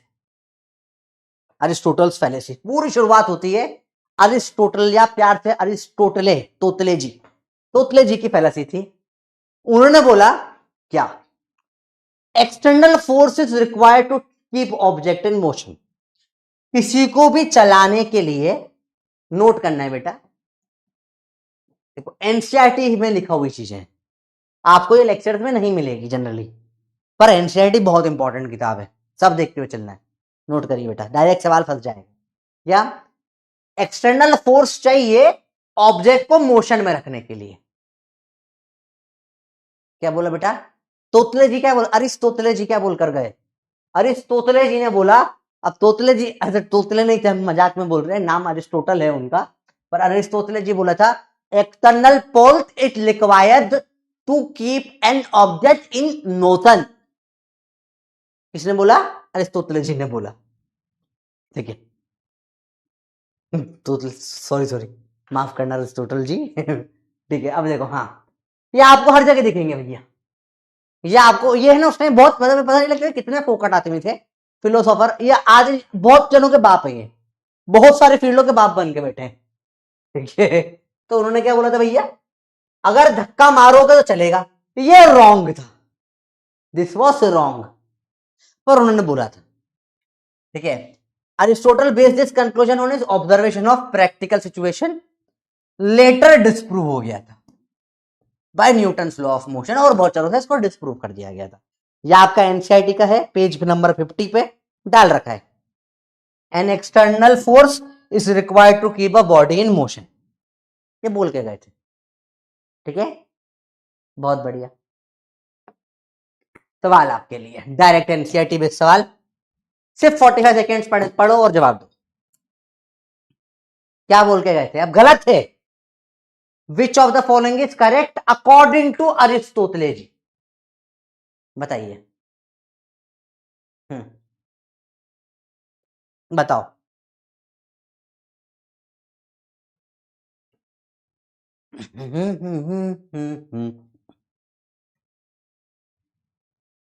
बाकी का नोट नहीं करना, जितना मैंने लिखा है अलग से इधर वही नोट करना था, वो इमेज मत लिखने बैठ जाना, ठीक है? ये तो पूरी एनसीईआरटी लिखा दूंगा मैं क्लास में बैठे बैठे, भाई वो हरकतें मत करो, ठीक है? ध्यान समझो चीजें। विच of the following is correct, बताइए। ये है गलत है ना, पर अरिस्टोटले के अकॉर्डिंग करेक्ट है, तो इसलिए इसको अरिस्टोटल फैलेसी बोलते हैं, क्योंकि गलत है fallacy. An external force is necessary to keep an body in uniform motion, बिल्कुल सही है। स्टेट ऑफ रेस्ट और स्टेट ऑफ मोशन, इसे बकवास है, बात ही नहीं करी थी उसने। फोर्स इज नॉट नेसेसरी, हट, बॉडी नो एक्सटर्नल फोर्स, गलत है। ठीक है, फर्स्ट बोल के गए थे भैया, बहुत बढ़िया। देखिए, फिर आया गैलीलियो, गालीलेलो, गालीलियो, गालीलियो, गालीलेलो। तो गालीलियो ने ऑब्जर्वेशन करी। इन्होंने क्या बोला, ऑब्जर्व करा, द स्टेट ऑफ रेस्ट, मतलब रेस्ट। एक तो इन साइंटिस्टों की प्रॉब्लम है, ये रेस्ट एंड मोशन नहीं बोलेंगे, बोला अरे रुका हुआ है चल रहा है, रेस्ट एंड मोशन, ना ना ना, ये तो मेरी तौहीन है। मैं सिर्फ अगर रेस्ट और मोशन बोल दूंगा तो मैं और ये नॉर्मल लोगों में फर्क क्या, मेरे को दिखाना है मुझे अंग्रेजी आती है। द स्टेट ऑफ रेस्ट, अब रेस्ट बोल लेता भाई, ना ना ना, इसलिए नाम गाली ले लो। रेस्ट एंड मोशन, ना ना, state of rest and state of motion भाई साहब, with motion with constant velocity, इसको यूनिफॉर्म मोशन में बोलते हैं अपन, are equivalent in absence of external force. मतलब इसने बोला भैया, एब्सेंस ऑफ एक्सटर्नल फोर्स में रेस्ट हो, क्या रेस्ट हो, या मोशन विथ कांस्टेंट वेलोसिटी हो, यूनिफॉर्म मोशन हो, दोनों लगभग, दोनों इक्विवेलेंट होते हैं, दोनों क्या होते हैं, इक्विवेलेंट होते हैं, मतलब एक्सटर्नल फोर्स नहीं लगेगा तो ये सेम टू सेम होता रहेगा। ठीक है, क्या बोल के गए गैलीलियो जी कि भैया अगर एक्सटर्नल फोर्स नहीं है तो रेस्ट पे पड़ा हो या यूनिफॉर्म मोशन कर रहा हो, करता रहेगा, कोई चेंज नहीं होगा। ठीक है, both cases there is no net force on the body, there is no net force on the body. तो गैलीलियो ने क्या ऑब्जर्व करा कि अगर कोई रेस्ट पे है और फोर्स नहीं लगाया तो रेस्ट पे रहेगा। और हमको पता है कोई कांस्टेंट वेलोसिटी से चल रहा है और एक्सेलरेशन नहीं हुआ तो वैसे चलता रहेगा। तो ये भैया ने ऑब्जर्व करा, गैलीलियो भैया ने, ठीक है, सिंपल सिंपल चीज है। बस यहां तक क्लियर है बच्चा। अब इन्होंने एक टर्म दी, सबसे पहले टर्म किसने दी? इनर्शिया। इन्होंने एक टर्म दी इनर्शिया। इनर्शिया मतलब क्या होता है? रेजिस्ट टू चेंज, ये रेजिस्टेंस टू चेंज। आप सो रहे हो सुबह सुबह, कोई आपको उठाता है, कोई आपको उठाता है। हाँ बेटे, बाद में यही न्यूटन का फर्स्ट लॉ बना था। तो न्यूटन ने अपना फर्स्ट लॉ गैलीलियो से चोरी करके छाप दिया था, याद रखना। न्यूटन के 3 लॉ पढ़ेंगे हम मोशन के। जो फर्स्ट लॉ है ना न्यूटन का, वो कॉपी पेस्टेड है गैलीलियो का, उसने खुद ने नहीं बनाया, ठीक है, बता रहा हूं तुमको, अभी समझो। इनर्शिया क्या है? Resistance to change. आप क्रोनोलॉजी समझिए। पहले एरिस्टोटल जी आए, वो बता गया कि एक्सटर्नल फोर्स लगता है, गलत हो गया। फिर गैलीलियो आए, उन्होंने इनर्शिया बताया, इनर्शिया होता है भैया, फर्स्ट लॉ दिया उसको। फिर उन्होंने लॉ ऑफ इनर्शिया दिया, क्या बोला? Law of inertia. फिर न्यूटन जी आए, बोला यार ये लॉ बड़ा अच्छा लग रहा है मेरे को, इसको मैं मेरा फर्स्ट लॉ बना लेता हूं। आया समझ में? देखो ध्यान से, समझते समझते। अब इनर्शिया कैसा होता है बेटे? तुम सुबह सो रहे हो, दुनिया में हर एक चीज की आदत है, मैं जो कर रहा हूं मुझे करने दो, मुझे टोको मत। ये प्रॉब्लम है दुनिया में हर चीज की। आज 90% इन्फ्लुएंसर रोते रहते हैं, उन्हें कोई कुछ बोल देता है तो, ठीक है। तुम लोग सुबह सो रहे हो, उठाना बहुत मुश्किल है। रात भाई सुबह तक उठना इजी है, जग रहे तो जग लेंगे, कोई प्रॉब्लम नहीं, सुबह तक जग लेंगे। पर सो गए तो सुबह उठना मुश्किल होता है। क्यों? इनर्शिया ने, बॉडी रेस्ट में पड़ गई, कौन हिलेगा? होता ही नहीं होता। अगर तुम किचन में काम कर रहे हो तो कोई बोले फ्रिज से पानी ले आते हो, पर तुम किचन में नहीं, तुम अगर हॉल रूम में बैठे हुए हो, वो बोले बेटा पानी लेके आ जाए, तो कैसे चिड़ मचती है, अरे यार उठ के जाना पड़ेगा। कोई भी जो कर रहे हो अपना छोड़ना नहीं जाता। और एग्जाम्पल, तुम अगर बाहर हो और मम्मी का फोन आ जाए, बेटा धनिया ले आना, धनिया ले आओगे, धनिया पुदीना नींबू सब ले आओगे मिर्ची के साथ में। पर ऐसा होता नहीं है। होता क्या है? जब तुम घर के अंदर आ जाते हो और आकर जैसे ही तुम बोलते हो हाँ पढ़ने बैठते हैं, तभी मम्मी को याद आता है कि बेटा धनिया लेकर आ जाना मार्केट से। थोड़ा सा चिड़ तो मचती है कि हाँ, फिर बोलते हैं ऐसा करो, फिर जब बोलते पढ़ते नहीं है, जब पढ़ने बैठते तभी धनिया आ जाता है इनको। तो ये इनर्शिया है तुम्हारी बॉडी, तुम्हारी गलती नहीं बेटा, तुम निकम्मे नहीं हो, तुम्हारी बॉडी में इनर्शिया है ये, कि बाहर थे बोल देते तो ले आते, पर तुम आकर बैठ गए ना, तुम एक अलग स्टेट में आ गए, अब तुम्हारा इनर्शिया ऑफ पढ़ाई चल रहा है। अब कोई बोलेगा तो तुम्हारा इनर्शिया ब्रेक हो रहा है, ठीक है। देखो मेरे घर में भी सिंपल सी बात है, ठीक है। अगर पापा ऐसे हॉल रूम में ऐसे नॉर्मल बैठे हुए हैं तो मम्मी कहते अगर मम्मी क्या करती कई बार चालाकी से, मम्मी को पता है पापा ऐसे बैठे हुए हैं नॉर्मल फोन पे, मम्मी चुपचाप से वो जो होता है ना प्लेट काटने वाला चॉपर वॉपर टाइप, वो एक बड़ा सा बर्तन टाइप थाली चॉपर टाइप ला देती है लकड़ी का, चाकू टमाटर प्याज पापा के पास ला कर दिए, सुनो ना ये सब्जी काट दो, तो पापा वहीं बैठे हैं, कुछ चेंज नहीं हुआ, फोन पे बात करते करते ऐसा काट देते हैं, कोई प्रॉब्लम नहीं, इनर्शिया ब्रेक नहीं हुआ। पर अगर पापा न्यूज़पेपर पढ़ रहे हैं या टीवी में न्यूज चला कर देख रहे हो, डब्बे डब्बे में 4-5 लोग लड़ते हुए आपस में, है ना, ठीक है, वो देख रहे, और तब मम्मी बोले सब्जी काट दो, तो पापा चिढ़ जाते हैं, अरे ऑफिस दिन भर यही करता रहूं, ऑफिस में थक कर आया हूं अभी, होता ही नहीं होता। वहां अगर वो नहीं देख रहे, फोन वोन पर है, और जहां बैठे वहीं तुम लाके रख दो तो काट देंगे, क्योंकि इनर्शिया नहीं टूटा ना, इनर्शिया है भाई, यहीं बैठे हैं कर देते हैं, पर कुछ और काम कर रहे थे, तुम तोड़ कर लाओगे, इनर्शिया ब्रेक होगा, बॉडी को पसंद ही नहीं आता। अरे बेटा आया समझ में तुमको? तो ये हर जगह लाइफ में दिखता है। इनर्शिया क्या है? रेजिस्टेंस टू चेंज, सब में होता है, कोई भी बदलना चाहता नहीं है। आया बेटा बात समझ में? ठीक है, सेम होता है। अब जो रेस्ट में है, inertia is that property of a body by virtue of which body is unable to change by itself the state of rest और स्टेट ऑफ यूनिफॉर्म मोशन। भाई जो रेस्ट में है वो रेस्ट में रहेगा, जो चल रहा है यूनिफॉर्म मोशन में वो चलता रहेगा। अरे बेटा समझ में आया? पक्का पक्का पक्का बताओ। पक्का पक्का बताओ। सेम इनर्शिया ऑफ पढ़ाई भी होता है बेटा। अगर तुम रोज क्लास अटेंड करते रहते हो, पर एक बार होता है कि यार एक बार कंटिन्यू कोई शादी वादी आ गई घर में, बुआ की, चाचा की, मामा की, मम्मी पापा की दूसरी शादी हो रही हो, कुछ भी हो रहा हो सकता तुम्हारी ही शादी हो रही हो, एक हफ्ते की छुट्टी हो गई, डेस्टिनेशन वेडिंग करके आ रहे हैं बढ़िया अमीर लोग, अब वापस से वो मोमेंटम जो बना था कंटिन्यू वाला, वापस आने में हालत खराब हो जाती है। जो बन जाता है, जो टूटता है, जन से जो टूटे कोई, समझ गए, वो इनर्शिया बहुत इंपॉर्टेंट होता है बेटा हर जगह लाइफ में।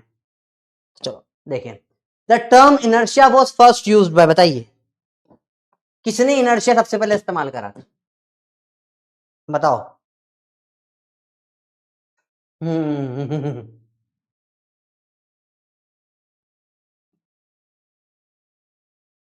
बताओ बताओ बताओ।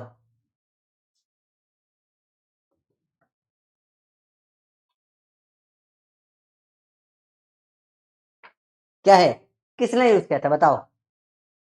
हाँ मम्मी बैठी है सर, तो तुम्हारे घर में ना होता तो कईयों के घर में तो होता है। तो मेरे पास एक बच्चा आया था एक बार, आज से 4 साल पहले की बात है, 3 साल पहले का था, जब मैं कोटा में पढ़ाता था।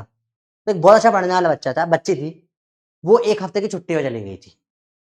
एक हफ्ते तक क्लास ही नहीं। आप जब कोई ऐसा होता है ना कि मेरी ऑफलाइन जब पढ़ाता था तो एक क्लास में अराउंड 70-80 बच्चे होते थे, तो 80 के के तो नाम ही याद रहते थे, और एक बार क्लास में घुस जाते ना तो दिख जाता है यार कि कौन कौन आया कौन कौन नहीं आया, समझ में आ जाता है।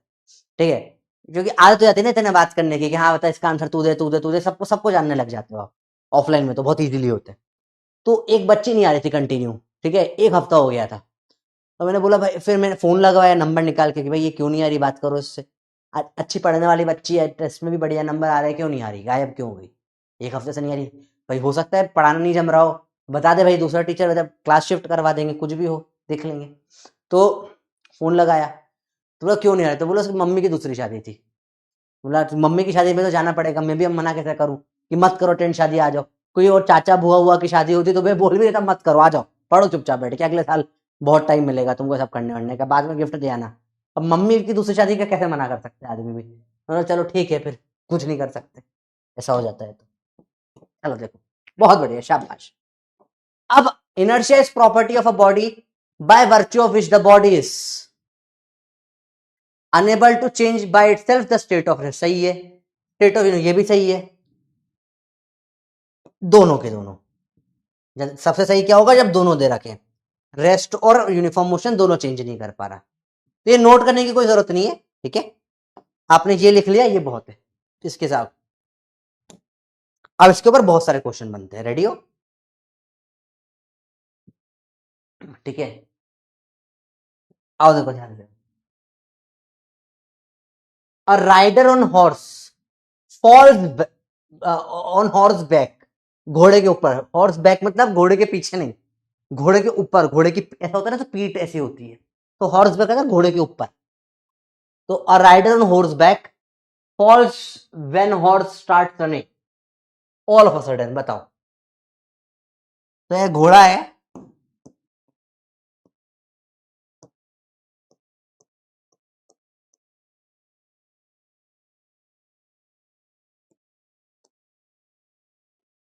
तो घोड़े के ऊपर बैठा है हमारा आदमी,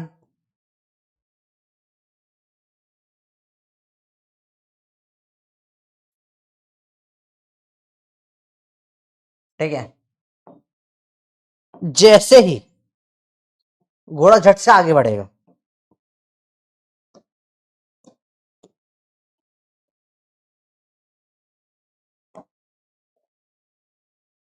पुर्र, ये पुर्र से नीचे गिर जाएगा, ऐसा क्यों, समझो, समझना पड़ेगा, बड़ा सिंपल है, ऐसा मुश्किल नहीं है, समझो।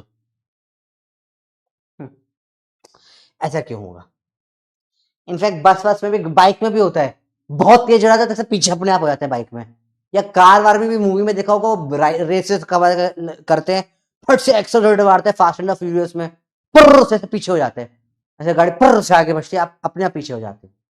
तो होता है क्या, देखो समझो, अब देखो ध्यान से समझना, आपके बॉडी को अपन समझते हैं ये पेन जैसा, ये पेन ऐसे समझते हैं, लेट से ये समझते हैं इस चीज को, स्केलर वेक्टर से और अच्छे से समझ में आएगा।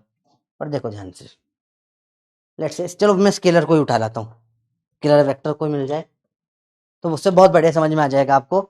लाइव एग्जांपल करके दिखा दूंगा ना उससे मैं आपको। स्केलर वेक्टर कोई भी हो, स्केलर वेक्टर कोई चाहिए मेरे को क्लास में, स्केलर वेक्टर कोई दे दो मेरे को, एक कोई भी दे दो। देखो तो अब क्या होगा, एक दे दो बस, कोई भी वेक्टर दे दो चलो। आओ देखो बेटा, समझना। हाँ हमारे पास हॉर्स तो नहीं है, हमारे पास बिल्ली है, हमारे पास बिल्ली है, समझो। देखो बिल्ली के ऊपर ये बैठा हुआ राइडर, तो ये बिल्ली बैक है। अब देखो बिल्ली अगर धीरे धीरे चलेगी तो कोई दिक्कत नहीं, पर अगर बिल्ली तेज भागी तो पीछे गिर गया ये, क्यों? समझते इसको, ध्यान से देखना, कंसेप्ट समझो क्यों हुआ ये। इसके ऊपर बहुत सारे सवाल बनते हैं। इस पिक के दो हिस्से हैं बेटा, देखना इस पिक के दो हिस्से हैं। एक जो बिल्ली जो पिक का नीचे नीचे वाला हिस्सा है, जो पिक का हिप्स वाला हिस्सा होता है, वो बिल्ली के ऊपर टच में है, पर जो ऊपर सर वाला हिस्सा है ये टच में नहीं है। तो जो नीचे वाला हिस्सा है ये इनर्शिया ऑफ मोशन में है। जब बिल्ली आगे बढ़ी तो ऊपर वाला हिस्सा वहीं का वहीं रहा। तो देखो ध्यान से देखना, स्लो मोशन में देखो होगा क्या, क्या होगा, ये आगे जाएगा तो देखो ये तो साथ में नीचे आगे चला गया, ऊपर वाले सर को पता ही नहीं पड़ा, ये रेस्ट के रेस्ट में ही रह गया, तो गिर पड़ा। समझ में आया बेटा कैसे होता है ये, समझ में आया? गुड बेटा गुड, वेरी गुड। रखो इसको, जाओ। तो सेम होगा यहां पर भी, इसको पेन से समझ लो आप चाहो तो, ऐसे रखो पेन को। अब देखो ये रेस्ट पे ऊपर वाला, इसको पता ही नहीं पड़ा कि ये आगे बढ़ चुके हैं, ये आगे बढ़ जाएगा, जो गिर गया अपने आप, देखो नीचे आगे बढ़ा गिर गया। तो देखो inertia of rest keep the upper part of body at rest, lower part of the body moves forward with horse। तो नीचे वाला आगे खिसक गया, ऊपर खड़ा ही रह गया, फट से गिर जाएगा नीचे। आया सिंपल कंसेप्ट? अगला देखें, अच्छा सवाल है, आराम से पढ़ के करना, हार्ड करके बताइए, सिंपल कंसेप्ट के ऊपर बढ़िया है।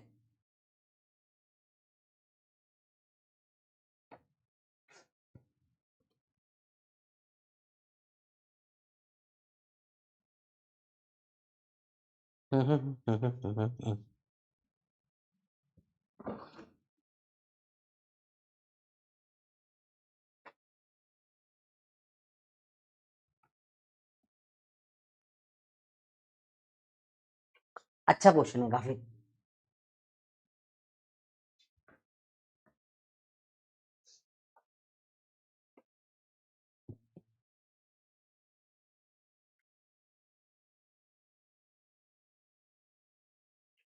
देखिए जरा, a boy sitting on a topmost berth in compartment of a train which is just going to stop, just going to रुकने वाली on a railway station, drops an apple aiming at the open end of his brother sitting vertically below। मतलब समझो train अभी चल रही है, समझना ध्यान से, ट्रेन अभी चल रही है, यहां पर टॉप पे बंदा बैठा है, इसने यहां से एप्पल गिराया, अपने भाई के हाथ में देना था,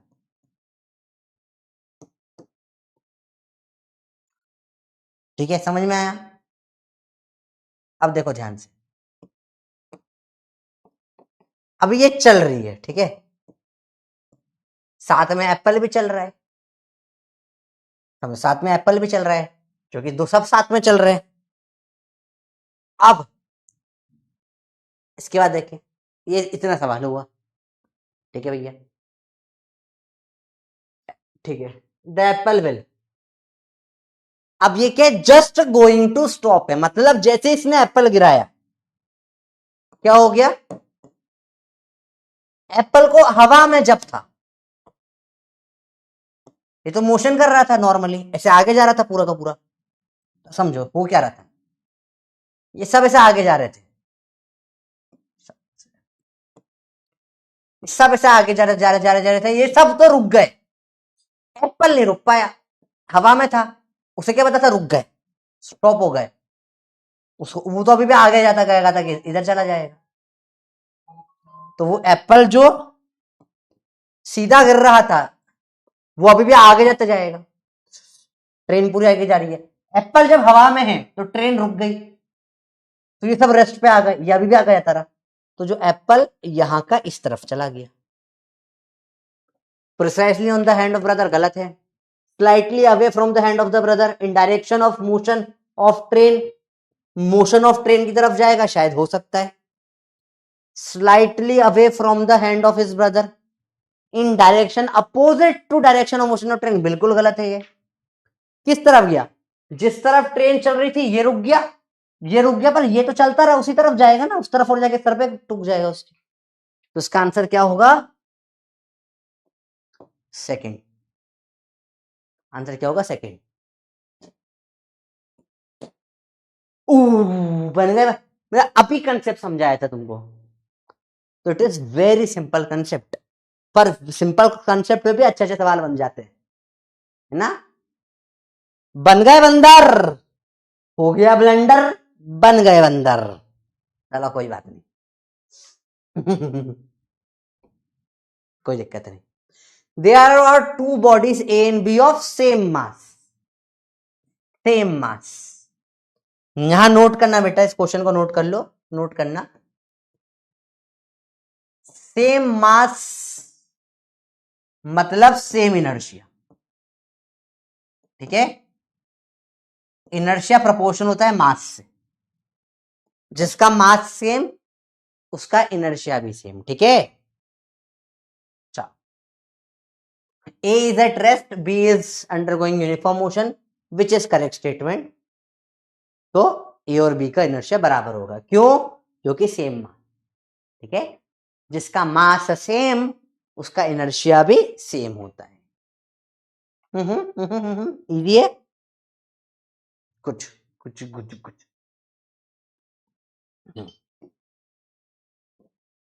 चलो, तीन टाइप के इनर्शिया होते हैं, inertia of rest, inertia of motion, inertia of direction. क्या तीनों समझ में आते हैं, नाम से समझ में आते हैं। रेस्ट पे हो तो इनर्शिया ऑफ रेस्ट है, इनर्शिया ऑफ मोशन का ही एक पार्ट होता है इनर्शिया ऑफ डायरेक्शन, कि भाई अगर मोशन चलते चलते रोकना है तो उसमें भी ब्रेक मारना पड़ता है, दम लगता है, और अगर डायरेक्शन बदलनी है तो भी दम लगाना पड़ता है, ठीक है। मैं नहीं चलूंगा, चलूंगी, इनर्शिया ऑफ रेस्ट, मैं नहीं चलूंगा।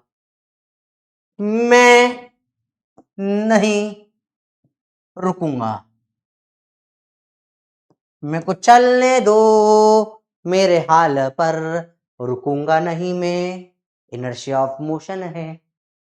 इनर्शिया ऑफ डायरेक्शन, मैं मुड़ूंगा नहीं, मुड़ूंगा, मुड़ूंगा, मुड़ूंगा, मुड़ूंगा मतलब डायरेक्शन चेंज नहीं करूंगा, मुड़ूंगा नहीं, ठीक है।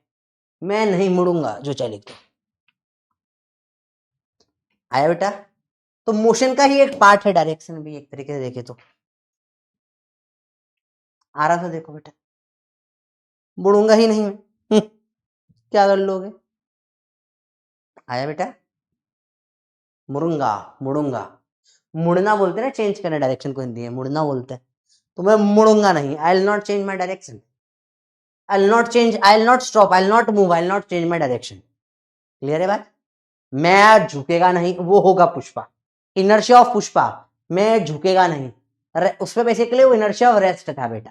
क्यों रेस्ट था, वो खड़ा हुआ था, उसे झुकने का बोला, झुकने में मोशन होता है, तो उसमें पुष्पा में इनर्शिया ऑफ रेस्ट था। तब इनर्शिया ऑफ रेस्ट था तो उसको झुकने में प्रॉब्लम होती थी, इनर्शिया ऑफ रेस्ट उससे बहुत ज्यादा था, इसलिए अब उसे लगता था लोगों को इतना फिजिक्स क्या ही आता होगा, इनर्शिया ऑफ रेस्ट बहुत ज्यादा है, कैसे समझाए, तो मैं झुकेगा नहीं वो बोलता था। पर एक्चुअल में उसकी बातें बहुत कवि कहना चाहते हैं कि देखो अगला चीज, a passenger getting down from a moving बस falls in the direction of the motion of बस। क्यों, क्यों? बताओ क्यों? क्यों? 30 सेकेंड बताइए, क्यों गिरा? क्यों गिरा? बताओ, आप समझो, ध्यान से समझो, क्यों गिरा वो बस से? क्योंकि उसकी बॉडी में क्या था, बस से, इसलिए तुमने देखा होगा चलती बस से कोई कूदता है अगर, तो फिर दौड़ते दौड़ते कूदता है। कभी किसी को चलती बस में कूदते हुए देखा है? चलती ट्रेन, वो देखा होगा तुमने, ट्रेन में जब ट्रेन जस्ट रुकने ही वाली होती है प्लेटफॉर्म पर, बहुत लोगों में चुल होती है, उनको क्या है, बाथरूम आ रही है बहुत जोर की, और ट्रेन का बाथरूम गंदा है, तो बहुत जोर की बाथरूम आ रही है कि अभी के अभी बस डायपर ही खराब हो जाएगा हमारा, ठीक है, ऐसे होता है, तो ट्रेन रुकने का वेट नहीं करते, ठीक है, वो चलती ट्रेन रुकने वाली ही है, वो कूद जाते हैं प्लेटफॉर्म पे।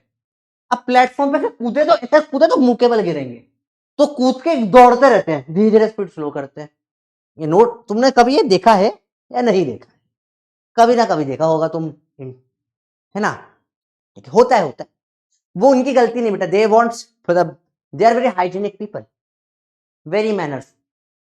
अब कंट्रोल नहीं हो रही तो क्या कर सकते हैं, वो तो सबका है, ठीक है, हर किसी में विपिन सर ऐसी थोड़ी ना पावर होती कि 12-12 घंटे कंट्रोल करके बैठे, वो दौड़ना है, घर पहुंचना है उनको, तो अगर वो रुक गए दौड़े हुए, क्यों दौड़ते? क्योंकि इनर्शिया ऑफ मोशन धीरे धीरे कम होता है, नहीं तो फट से जाएंगे तो गिर पड़ेंगे मुंह के, क्योंकि इनर्शिया ऑफ मोशन है उनमें। ये समझ में आई बच्चों बातें? अरे बोलो भैया, क्लियर है? हाँ, विपिन सर खतरनाक लेते हैं भाई क्लास, 5-5, 6-6, 8-8 घंटे बाथरूम भी नहीं जाते, पढ़ा देते, इस सुपर पावर तो किसी में नहीं देखी मैंने, बहुत बढ़िया, शाबाश, ठीक है।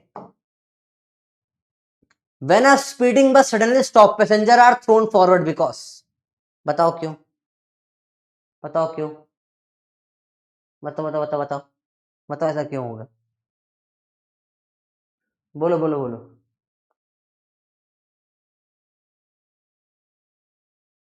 बताओ बताओ बताओ।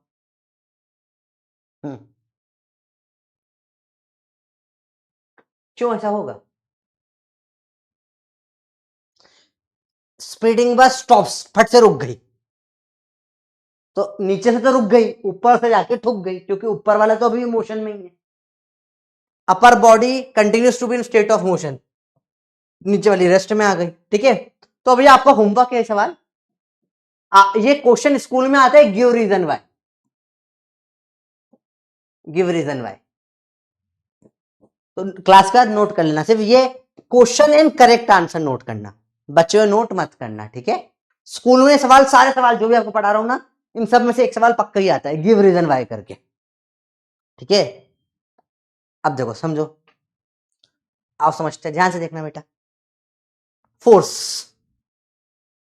Force is a physical cause that change और मे टेंड टू चेंज। अब देखो, फोर्स की पुश एंड पुल वाले डेफिनेशन से हम ऊपर आ रहे हैं, ठीक है, हम थोड़ा ऊपर आ रहे हैं, ठीक है, वाई नॉट डी, देखिए जरा, अपर बॉडी रेस्ट में थोड़ी ना आती, बस अगर रुक गई तो अपर बॉडी थोड़ी ना, नीचे क्या रुकता है ना, अपर बॉडी रेस्ट पे आ जाएगी तो बस रुकेगी, तो वही रहा, नीचे से थोड़ी ना आगे जाता, कि बस चलती हुई बस में रुक गया, नीचे आगे जा रहा है, ऐसे गिरता है झटके से, ऐसे थोड़ी ना जाता, ठीक है, अपर बॉडी तो मूव ही कर रही है, लोअर रुक गई। चलो अब देखो ध्यान से, force is a physical cause या फिजिकल क्वांटिटी जो बेसिकली इनर्शिया में चुल्ल कर देता है। तो अगर किसी ने तुम्हारी इनर्शिया बदल दी, तो मतलब वहां क्या लगा है, वहां क्या लगा है, कोई ना कोई तो फोर्स होगा। इनर्शिया बदलने का काम किसका है बेटा? इनर्शिया कौन बदल पाता है? फोर्स। फोर्स का काम ही है इनर्शिया बदलना, पुश और पुल और डेफिनेशन गई। तो फोर्स या तो इनर्शिया को बदल देगा या बदलने की कोशिश करेगा, हर बार बदल पाए जरूरी थोड़ी ना। अब तू जाकर हाथी को धक्का मारेगा, हाथी हर इनर्शिया ऑफ रेस्ट से हट, हाथी नहीं हटेगा तुझसे, तूने कोशिश तो करी ना, तूने फोर्स तो लगाया ना, तो या तो तूने बदल दिया या तूने बदलने की कोशिश करी। मैं दीवार को धक्का मार रहा हूं, दीवार हिल हिल हिल, दीवार नहीं हिल रही, क्यों? दम मुझ में, फोर्स कम था। तो फोर्स क्या है? फिजिकल चेंज या फिजिकल कॉज या फिजिकल क्वांटिटी दैट चेंज या मेक टेंड टू चेंज, हमेशा चेंज करते जरूरी नहीं है, चेंज करेगा या कोशिश, कोशिश इंपॉर्टेंट है, चेंजेस और में tend to change state of rest और state of motion, and the shape of the body भी बदल सकता है, जैसे कि ले टुचुक, अवोकाडो को मैंने टुचुक बदल दिया, अब बदल फोर्स बदल भी देता है चीजों को, ठीक है। स्टेट ऑफ रेस्ट या स्टेट ऑफ मोशन को बदलने की कोशिश करता है, क्या बदल देता है, बदलने की कोशिश करता है, तो फोर्स कहलाता है।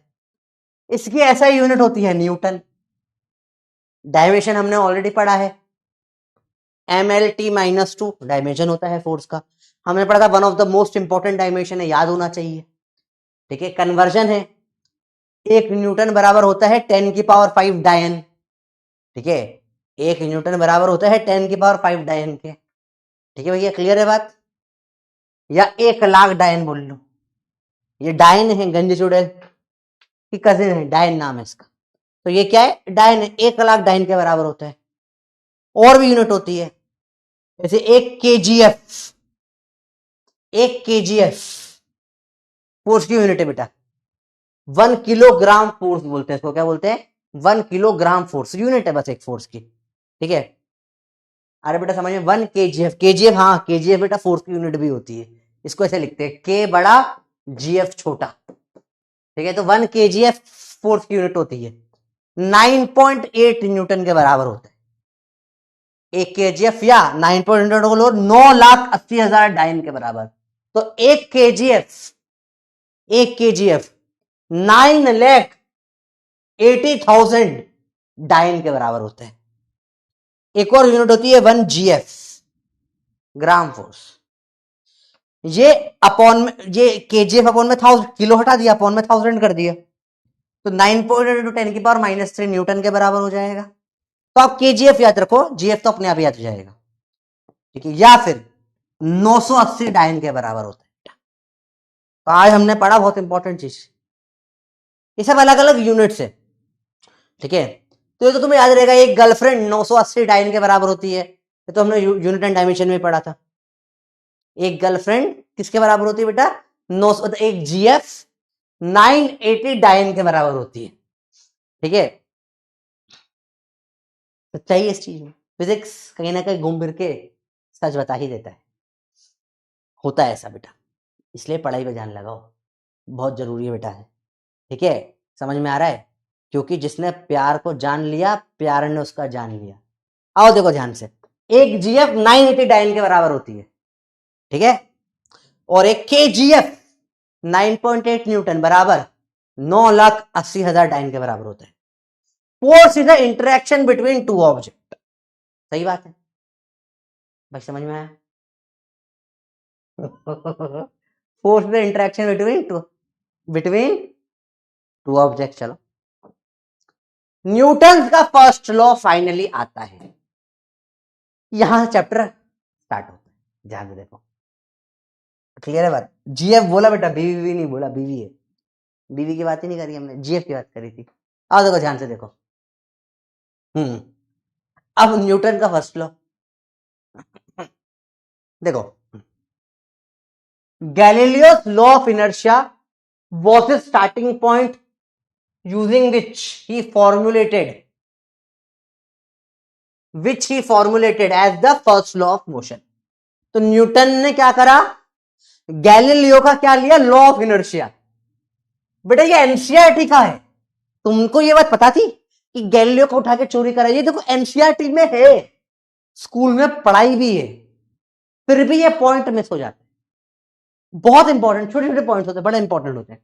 तो समझ में, गैलीलियो का लॉ ऑफ इनर्शिया था, कॉपी पेस्ट मार दिया न्यूटन ने, ठीक है, और क्या बोला, every body continues to be in state of rest और of uniform motion, state of uniform motion in a straight line unless compelled by some external force, ठीक है, टू एक्ट अदरवाइज। तो दिस इज, इसको याद नहीं करना, बस option लिख देखते आना चाहिए। चलो, if net external force is 0, acceleration भी क्या होगा, 0, फोर्स जीरो, तो धक्का कौन मारेगा? कोई मार ही नहीं सकता, तो एक्सेलरेशन भी क्या होगा? जीरो ही होगा। वेलोसिटी सेम रहेगी या जीरो रहेगी? Acceleration can be non zero. भाई जब फोर्स आता है तो फोर्स के कारण एक्सेलरेशन होता है, अगर फोर्स नहीं है तो एक्सेलरेशन भी नहीं होगा। Acceleration can be non zero if there is a net external force. तो अगर फोर्स जीरो तो एक्सेलरेशन जीरो, और फोर्स जीरो नहीं है तो एक्सेलरेशन भी जीरो नहीं है। ठीक है, उल्टा, सॉरी, ये जरूरी नहीं है।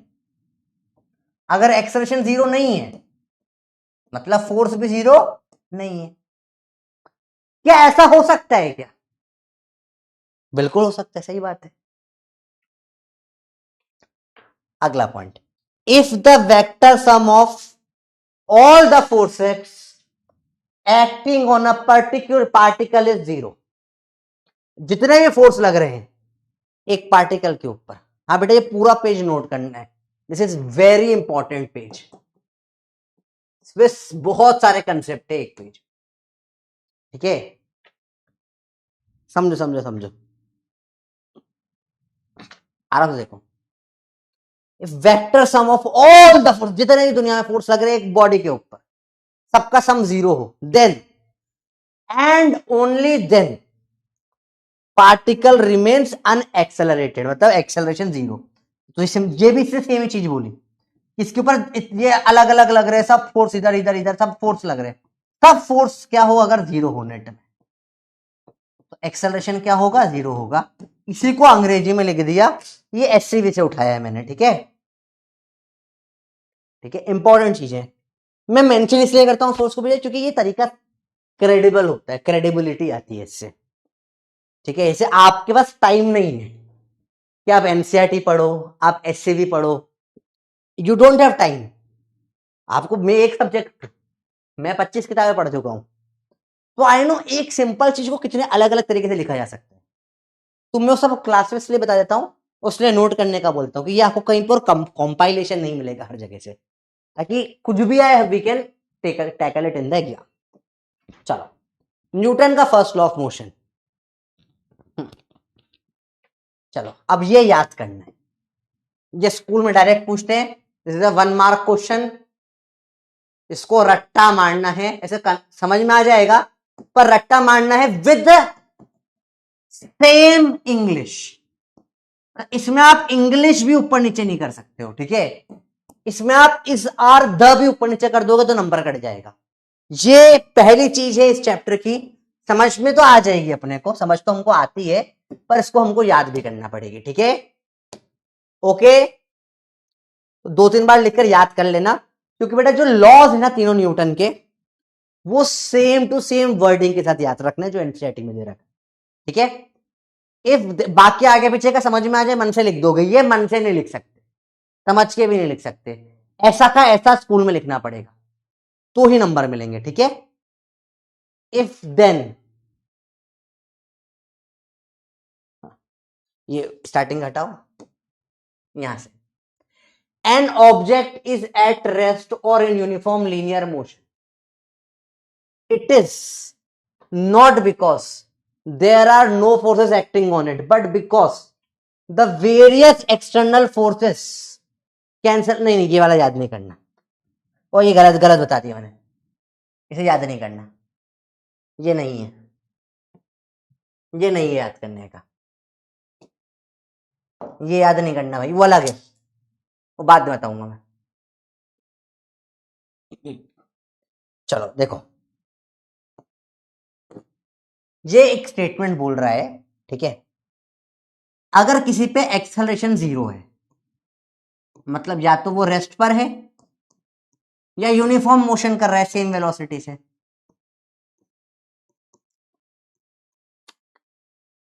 इसका मतलब ये नहीं है कि कोई फोर्स नहीं लग रहा, नहीं नहीं ऐसा नहीं है, फोर्स लग रहे होंगे पर जो नेट है वो जीरो है। समझाता हूं, देखो ध्यान से, सॉरी मैंने गलत, मेरे को लगा न्यूटन का लॉ है, मैंने हाईलाइट कर रखा था, तो इंपॉर्टेंट पॉइंट है एनसीईआरटी का, इंपॉर्टेंट है पर रट्टा मारने वाला नहीं, रट्टा मारने के लिए मैं तीनों लॉ एक साथ लिखवाऊंगा आपको। ठीक है, अगले क्लास में लिखाऊंगा, वो रट्टा मारना है, ठीक है? ठीक है, अब देखो ध्यान से देखना, मैंने पढ़ा तो ये न्यूटन का सेक्शन, ये लॉ नहीं है, ठीक है? नोट आराम से करो, कोई दिक्कत नहीं। प्रीवियस स्लाइड नहीं लिखी क्या? लिख लो लिख लो लिख लो। ये मैं प्रॉपर फॉर्मुलेट करूंगा, आपको जो बताऊंगा वैसा ही लिखना रहेगा, ठीक है?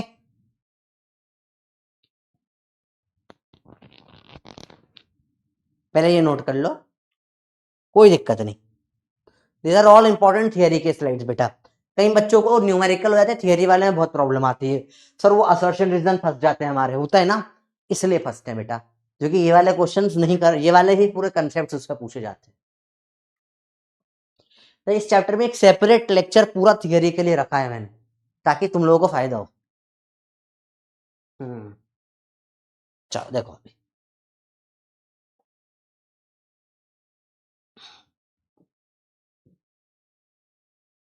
बताऊंगा ना, रुको तो सही, ठंडा तो रखो।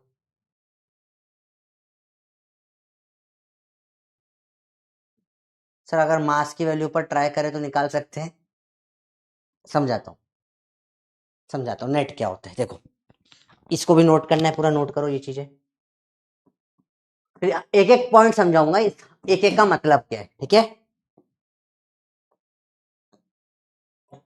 समझते हैं, देखना ध्यान से, समझो। हर महीने मेरे को पीडब्ल्यू 500-600 रुपये सैलरी देता है, समझो, समझना बहुत इंपॉर्टेंट है ना, 500-600 रुपये पीडब्ल्यू सैलरी देता है, ठीक है? पहली चीज। दूसरा, थोड़े बहुत शेयर मार्केट वगैरह से मेरे को 100-200 रुपये वहां से आ जाते हैं। कितने रुपए आते हैं? 700 रुपये आ जाते हैं, ठीक है? 700 रुपये आ जाते हैं। तो टोटल पर पर समझना समझना क्या होता है, मेरी गंदी आदत है, ठीक है? मैं बहुत घूमता फिरता हूं, तो मैं घूमने फिरने में 400 रुपये खर्च कर देता हूं, और बाहर के खाने में 300 रुपये खर्च कर देता हूं। तो क्या हुआ नेट में? नेट में कितने रुपए बचे मेरे पास? 0। इसका मतलब ये थोड़ा रुपए आए नहीं, हर महीने रुपए आ रहे हैं, पर नेट रुपया क्या हुआ? 0 हुआ, क्योंकि जितना आ रहा है उतना बाहर भी जा रहा है। समझ रहे बात को? समझ में आता? Basic concept, example for example लेके बता रहा था, मतलब बहुत समझो, बेसिक कंसेप्ट के ऊपर बात कर रहा हूं मैं, समझो समझो समझो, ठीक है? अरे बेटा बात समझ में आई? जैसे कि, हाँ ये विक्की बहुत तेज चल रहा है, विक्की का एग्जांपल है, जैसे विक्की विक्की हर बार समझो, विक्की, छोड़ो नहीं बोलते, थोड़ा ज्यादा ज्यादा ऊपर हो जाएगा, छोड़ो, पर समझते हैं इस चीज को, है ना? सेम चीज देखो,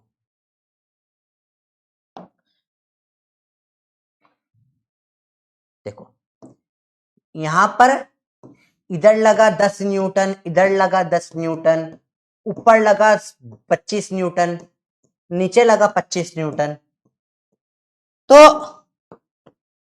यहां पे नो फोर्स एक्ट,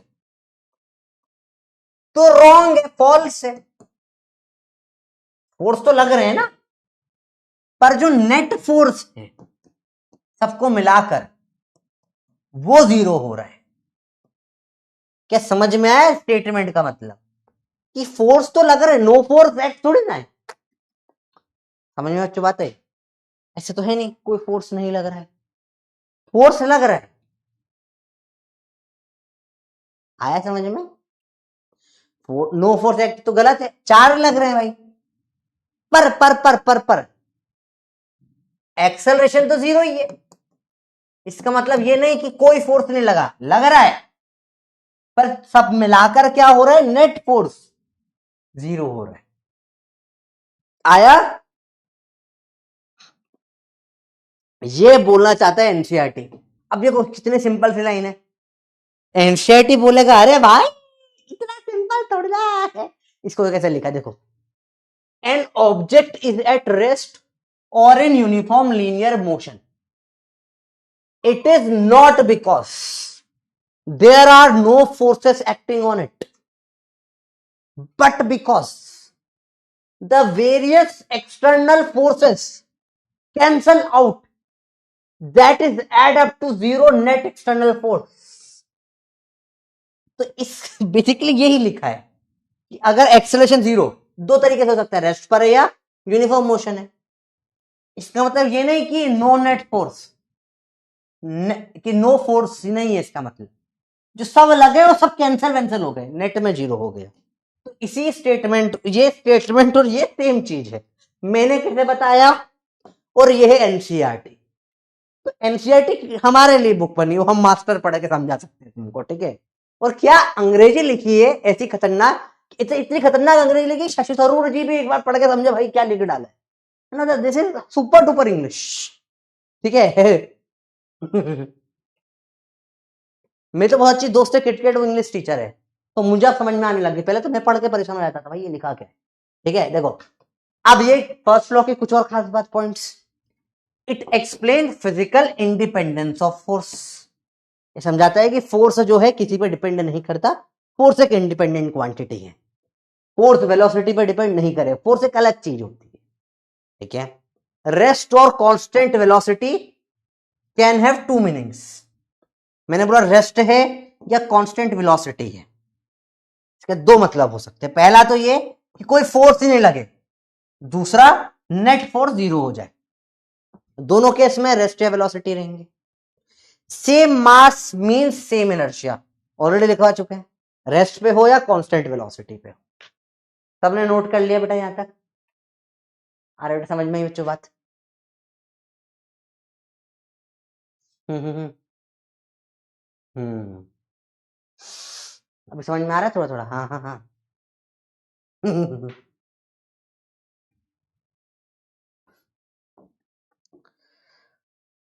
अब कुछ क्वेश्चन है जो आपके होमवर्क है, ये बहुत बढ़िया सवाल है, एनसीईआरटी का इन टेक्स्ट क्वेश्चन 4.1, बहुत बढ़िया सवाल है। 1 मिनट दे रहा हूं, पढ़िए और करके बताइए। An astronaut accidentally gets separated out of a small spaceship accelerating in interstellar space at constant rate of 10 metre पर सेकेंड स्क्वायर। यूनिट देखो ये एक्सेलरेशन है, ठीक है। What is the acceleration of the astronaut the instant after he is outside the ship? बताइए। तो basically astronaut का ship है, शिप है, शिप में यहाँ पीछे से इंजन है, यहां से आग निकलती है बाहर,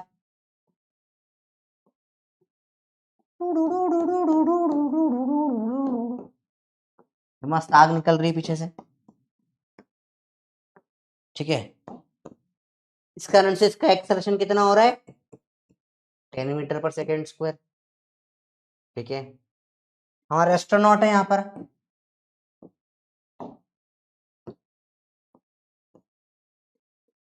एस्ट्रोनॉट है, और सूट वूट पहन के जिससे बाहर निकल गया, छूटा ही है। बताओ, कोई स्टार स्टार नहीं ग्रेविटी वेविटी के लिए, है ना। क्या होगा? जीरो। क्या होगा? जीरो। क्यों? हवा में हो गया हो तो कोई फोर्स नहीं बचा। जब तक इससे टच हो रहा था ये लग रहा था, बेटा वेलोसिटी चिपक जाती है, एक्सेलरेशन ट्रांसफर नहीं होता है ना। तुम्हें रिलेटिव मोशन में भी समझाया था, मोशन इन ग्रेविटी में भी सिखाया था। अगर कुछ वेलोसिटी v होती तो इसकी भी वेलोसिटी v हो जाएगी, पर इसका एक्सेलरेशन क्या हो जाएगा? जीरो, क्योंकि ये टच नहीं कर रहा है, ठीक है, हवा में टच किया। बहुत बढ़िया सवाल, बहुत शाबाश। पीवाईक्यू होमवर्क है, फर्स्ट लॉ फिजिकल इंडिपेंडेंस, अभी आपको पढ़ाया भी ये पॉइंट। चलो आगे, बहुत अच्छा सवाल है एनसीईआरटी बेस्ड।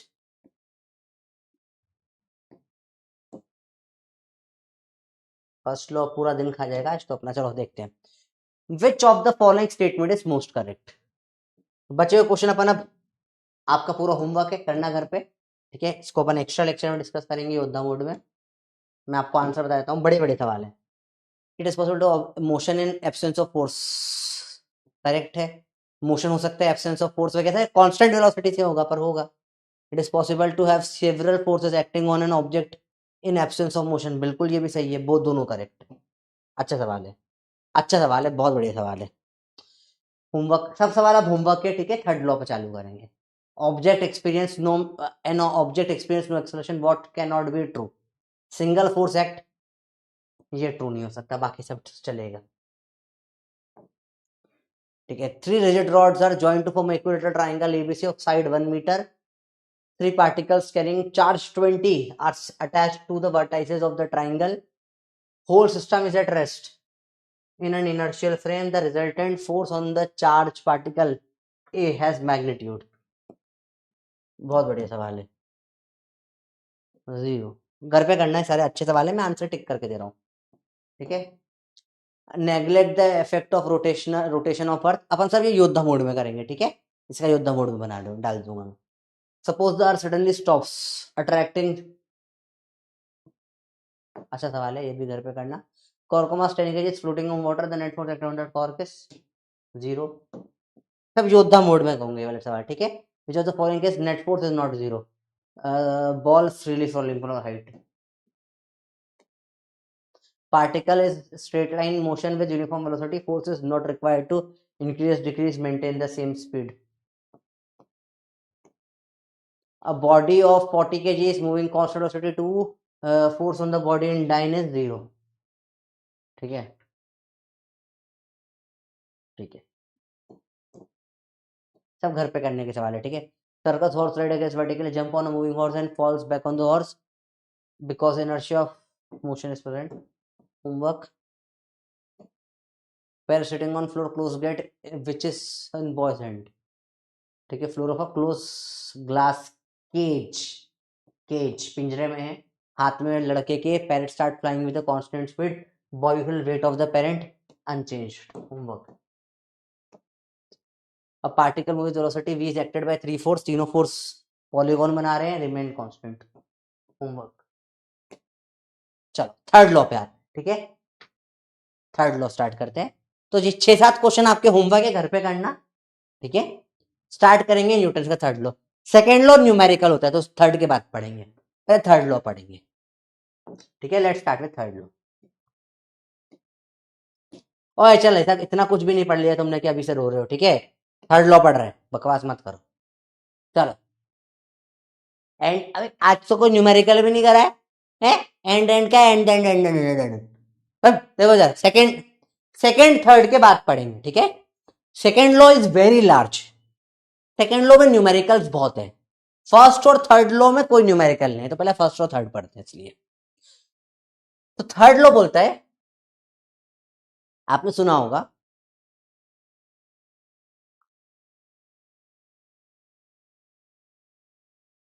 बेटा 2 गायब हो गया, 2 पढ़ेंगे ना, आराम से पढ़ेंगे, पहले थर्ड पढ़ो। थर्ड लॉ बोलता है, सुना है आप सबने, थर्ड लॉ पढ़ रखा है कहीं ना कहीं। For every action there is equal and opposite reaction, सुना है सबने। क्या आपने ये स्टेटमेंट कभी ना कभी लाइफ में सुना है, बताओ। For every action there is an equal and opposite reaction, क्या ये सुना है या नहीं सुना है, बताओ।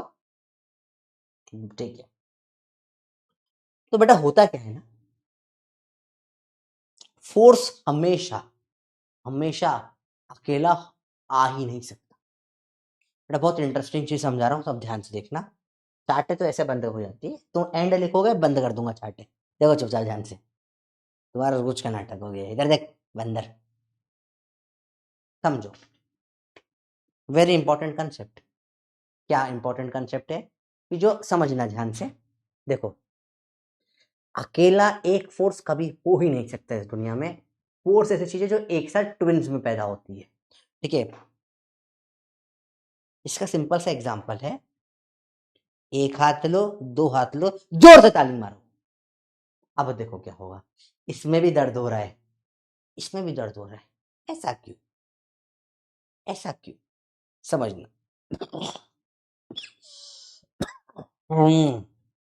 क्योंकि फोर्स क्या होता है, हमेशा पेयर में आते हैं बेटा। देखो जब मैं इस हाथ से इस हाथ को छू रहा हूं, तो ये हाथ भी इस हाथ को छू रहा है, तो अब ऐसे खींचो दम लगाकर। अगर ये जो है इस तरफ खिंचा रहा है तो ये इस तरफ खिंचा रहा है। सिंपल सा एग्जांपल लो, दीवार को धक्का मारो, मैं बोर्ड को धक्का मारूं, जैसे मैं हल्का सा टच करके बैठा हूं तो एक मुझे भी हाथ में हल्का सा टच फील हो रहा है, दबा रहा हूं दम लगाकर इसको मैं, तो मेरे को भी दम फील हो रहा है। क्यों? जितना जोर से धक्का मारोगे उतना जोर से धक्का भी फील होता है। क्यों होता है कि दीवार को जब तुम धक्का मारते हो फिसले ने, तुम में से पीछे हो जाते हो, बहुत जोर से धक्का मारो दीवार को, तुम पीछे खिसक जाओगे, दीवार नहीं खिसकेगी। क्यों? क्योंकि तुमने जितना फोर्स दीवार पे लगाया, दीवार ने भी उतना फोर्स तुम पर लगाया, तुमने ज्यादा लगाया, दीवार ने भी ज्यादा लगाया। फोर्स हमेशा पेयर में आता है बेटा। थर्ड लो समझाता है फोर्स कैसे पैदा होता है, how does force act. Chat on करूं ताकि तुम डाउट पूछ पाओ, ठीक है? एंड लिखोगे, चैट बंद करूंगा, पढ़ाऊंगा 6 बजे तक, ध्यान से समझो। फोर्स हमेशा हमेशा हमेशा हमेशा फोर्स किस में आता है बेटा? पेयर में आता है। अकेले फोर्स, पर खास बात क्या है ना, पेयर अलग अलग पे होते हैं। देखो समझो, ध्यान से समझना,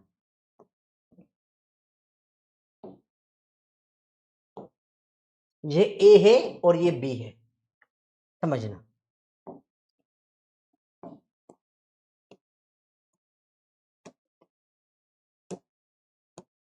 देखो जो बी है ना वो ए पे फोर्स लगाए,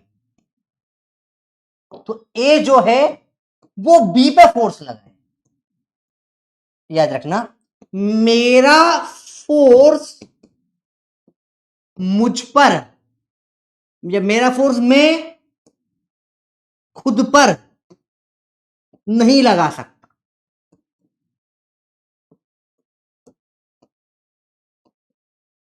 कंसेप्ट बहुत इंपॉर्टेंट है बेटा।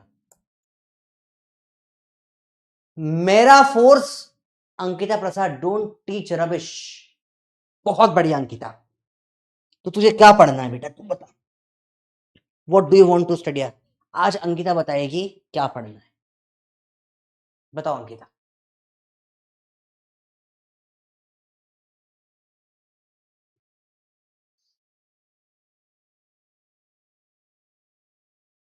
बोलो अंकिता, क्या पढ़ना है? मैं 2 घंटे अगला लेक्चर भी खा जाऊंगा। नेक्स्ट क्लास किसकी है बोल दूंगा, नहीं यार कोई क्लास नहीं, मेरी क्लास रहेगी। बकवास बातें करा लो सारी, पढ़ो इधर चुपचाप।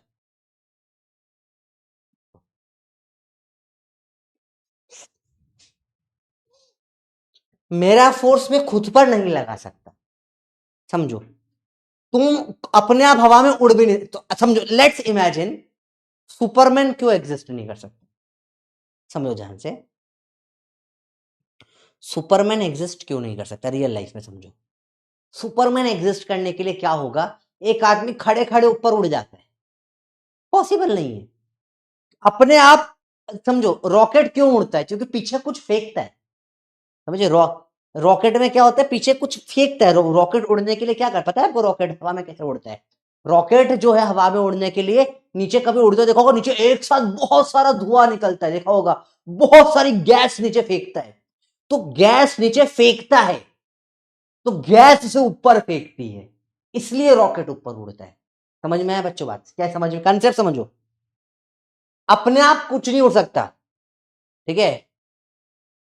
समझ रहे हो? अपने आप नहीं से, लेट से अंकिता है, अंकिता को उड़ना है, अंकिता बोलती है मैं सुपरमैन बनूंगी, मैं उड़ूंगी, तो उड़ने के लिए अंकिता को क्या करना पड़ेगा? उसको ऊपर जाने के लिए कुछ नीचे फेंकना पड़ेगा। तो अंकिता तो इतनी जोर से गैस छोड़े, सुपरमैन रॉकेट जितनी तो ऊपर उड़ सकती है। जैसे सुपरमैन के आसपास रहने वाले सब लोगों को बहुत बास आएगी, क्योंकि बहुत गैस छोड़ता होगा, इतनी गैस छोड़ दी कि ऊपर उड़ गया। सोचो, आप मूवी में देखते हो गए, कार्टून में देखा होगा, टॉम एंड जेरी में से नीचे गैस छोड़ते ऊपर उड़ जाते हैं, है ना? वो फ्यूल से क्या होता है बेटा? रॉकेट में फ्यूल से क्या होता है? गैस, फ्यूल चल, एनर्जी आती है, गैस नीचे फेंकता है, उससे ऊपर उड़ पाते हैं। समझ में आई बात?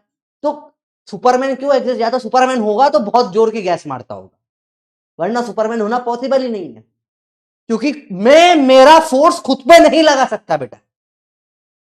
ए का फोर्स बी पे लगता है, बी का फोर्स ए पे लगता है, लगता पेयर में। सबको समझ में आई बात? लगता पेयर में है। क्लियर है बात?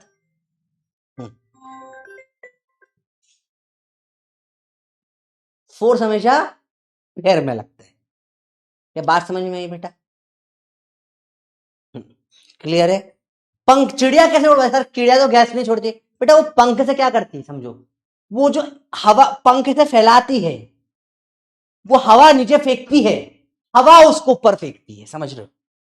अपने आप पंख से हमेशा, मैं खुद से अपना फोर्स लगा ही नहीं सकता, समझ रहे हो? मैं चल क्यों पा रहा हूं? अपने दम से नहीं चल पा रहा, मैं अर्थ को पीछे धक्का मार रहा हूं, जमीन को, फ्लोर को, फ्लोर मुझे आगे धक्का मार रहा है, तो मैं चल पा रहा हूं क्योंकि मैंने फ्लोर को पीछे मारा, फ्लोर ने मुझे आगे मारा, इसलिए मैं चल पा रहा हूं। समझ में आया बात? तो बोला how can you when you are walking forward, कौन से फोर्स से तुम वॉक कर पा रहे हो? फ्लोर जो तुमको मार रहा है, खुद से तो तुम चल ही नहीं सकते। मेरा फोर्स, मैं फ्लोर को पीछे धक्का मार रहा हूं, फ्लोर मुझे आगे धक्का, क्योंकि फ्लोर भारी है उसे मैं नहीं हिला पा रहा, फ्लोर मुझे आगे धक्का मार रहा है, इसलिए मैं चल पा रहा हूं। ये कंसेप्ट तो समझ में आ रहा है? Concept, this is the concept of third law. Force हमेशा पेयर में होता है, ये तो सब पढ़ते हैं। पर कैसा पेयर? मेरा तुझसे और तेरा मुझ पे लगेगा, तो समझ में बात? तो इक्वल है, अपोजिट है, पर एक दूसरे पे लगते हैं। ए का बी पे, बी का ए पे, ए का फोर्स बी पर एंड बी का फोर्स ए पर। In fact force of A is equal to minus of force of B.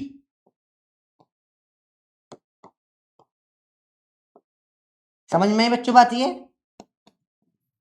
समझ में बच्चों बात? बहुत इंपॉर्टेंट कंसेप्ट है, क्योंकि इक्वल है लेकिन उल्टे, अपोजिट है। और सेम, कभी पता क्या बोलते हैं, कई लोग बोलते हैं देखो यहां पे एक्शन रिएक्शन फोर्स ये हो गया, इस पे 10 लगा, इधर भी 10 लगा, क्या ये एक्शन रिएक्शन पेयर है? ये फोर्सेस को एक्शन रिएक्शन बोलते हैं बेटा। एक्शन रिएक्शन पेयर है क्या ये? नहीं है। क्यों बताओ? क्यों? ये एक्शन रिएक्शन पेयर नहीं है। डायरेक्शन अपोजिट होगी ना हमेशा, ये इस तरफ लगा तो इस तरफ लगा, हमेशा अपोजिट होगा। तो मैं इधर मारूंगा तो ये इधर मारेगा, हमेशा हमेशा अपोजिट होता है। नहीं है। क्यों? एक बॉडी पे दोनों लग ही नहीं सकते, ठीक है? एक्शन रिएक्शन कभी एक बॉडी पे लगना पॉसिबल ही नहीं होता, ठीक है? एक बॉडी पे दोनों नहीं लग सकते ना। एक्शन ये किसी पे लगाएगा तो वो इस पे लगाएगा, सेम बॉडी, बहुत सही। नहीं है। क्यों? क्योंकि सेम बॉडी पे नहीं लग सकते भैया। अब समझ में आएगा तुमको। फोर्स एक्चुअली क्या है? Force is the mutual interaction between two bodies. अब नोट करना है इसको। Force always occurs in pairs. Mutual forces between two bodies are always equal and opposite. To every action there is always an equal and opposite reaction. हर action का equal और opposite reaction होता है। Action and reaction can not act on same body. एक पे लगना possible, अब समझ में आ रहा होगा पूरा, ठीक है? पहले नहीं समझ में आता, अब समझ में आ जाएगा, पढ़ लिया ना एक बार अच्छे से।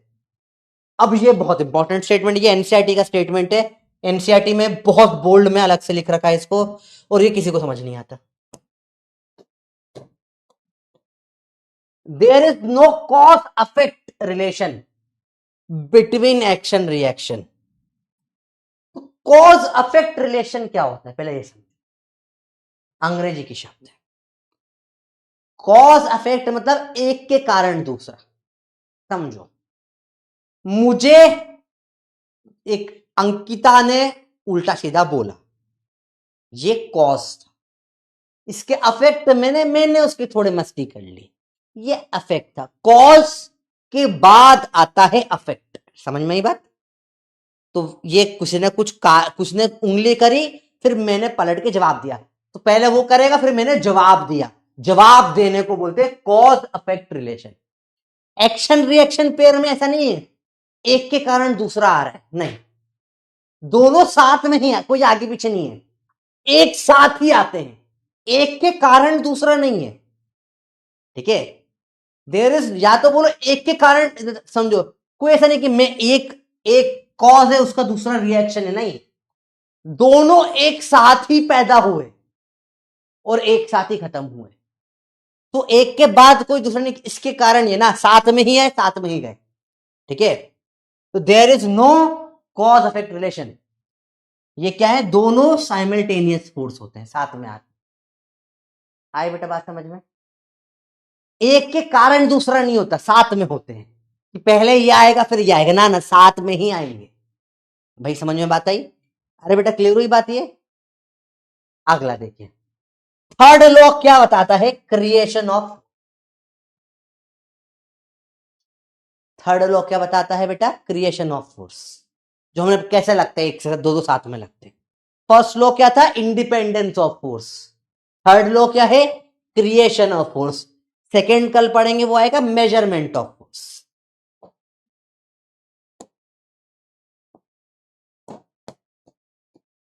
ये कुछ क्वेश्चन छोड़ के आ रहा हूं, कल डिस्कस करेंगे क्लास में। ठीक है, इतने टाइप्स ऑफ फोर्सेस जैसे पढ़ा दिए तुमको, ग्रेविटेशन, चलो सब जनरलाइज्ड बताई दिए तुमको, कल कर लेंगे यहां से। ठीक है, बाकी तीन चीज देखना है, क्लासिकल, क्वांटम और रिलेटिविस्टिक फिजिक्स। तीन टाइप के फिजिक्स होते हैं बेटा। आप जो भी आपका सिलेबस में आप पढ़ते हो वो आप सब पढ़ते हो क्लासिकल फिजिक्स। जो भी अपन आप सभी सब चीजें पढ़ रहे हैं ये सब क्या है, क्लासिकल फिजिक्स। इसको न्यूटोनियन फिजिक्स भी बोलते हैं, क्योंकि न्यूटन के बहुत सारे फिजिक्स लॉज लगते हैं इसमें, न्यूटोनियन फिजिक्स भी बोलते हैं। ठीक है, ये हर जगह वैलिड नहीं होता। ठीक है, एक आता है क्वांटम फिजिक्स।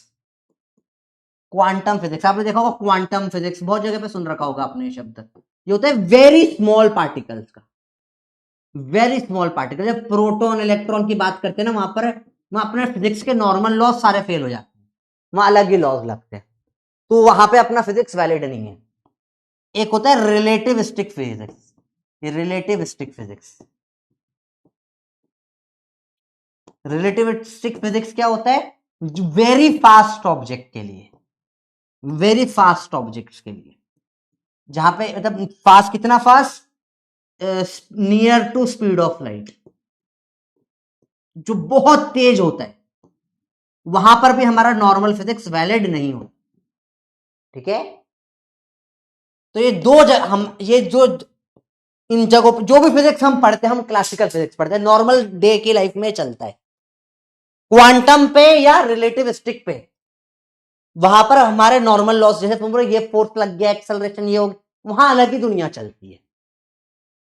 भाई रिलेटिविस्टिक फिजिक्स तो इतना वियर्ड होता है, उसमें सॉलिड को भी लिक्विड मान लेते हैं। तो ऐसा होगा कि मैं तेज भाग रहा हूं, मैं ऐसे नहीं भाग रहा, पता है, मेरा सर पहले भागा, मेरी बॉडी भी लिक्विड से, मैं ऐसा पानी को फेंकूंगा तो तुम्हें पानी के साथ ऐसा हो जाता है, कोई बॉटल में पानी को तुम ले जाते हो तेज स्पीड में, तो क्या होता है, पानी ऐसा पीछे की साइड हो जाता है। अगर मैं रिलेटिविस्टिक फिजिक्स में जाऊंगा, बहुत तेज भागूंगा, तो मेरी बॉडी भी ऐसे हो जाएगी, ऐसे पानी से हो जाएगी, मेरा अपने आप मेरी बॉडी में ऐसे होने लग जाएगा कि ऐसा मुंह, नाक बड़ी, ऐसा शेप, पेट इतना मोटा, अलग ही हो जाऊंगा बिल्कुल। तो it becomes a different branch of physics all together. ठीक है, तो वहां पे क्लासिकल वैलिड वो अलग ही ब्रांच चली जाती है। ठीक है, तो बहुत अपना सिलेबस जो हम पूरा पढ़ेंगे 11th में वो है क्लासिकल फिजिक्स। 12th में भी हम पूरा क्या पढ़ते हैं, क्लासिकल फिजिक्स। क्वांटम फिजिक्स हम हल्का सा लास्ट ऑफ 12th में एक आध चैप्टर में थोड़ा सा पढ़ते हैं बस। ठीक है, आज का लास्ट क्वेश्चन, लास्ट क्वेश्चन बस, इसका थैंक यू खत्म हो रहा है। सेकेंड लॉ से तो आज सेकेंड लॉ अपन अगली क्लास में कर लेंगे, सेकेंड और थर्ड लॉ। लास्ट क्वेश्चन आज का, क्लासिकल फिजिक्स से क्या समझा सकते हो।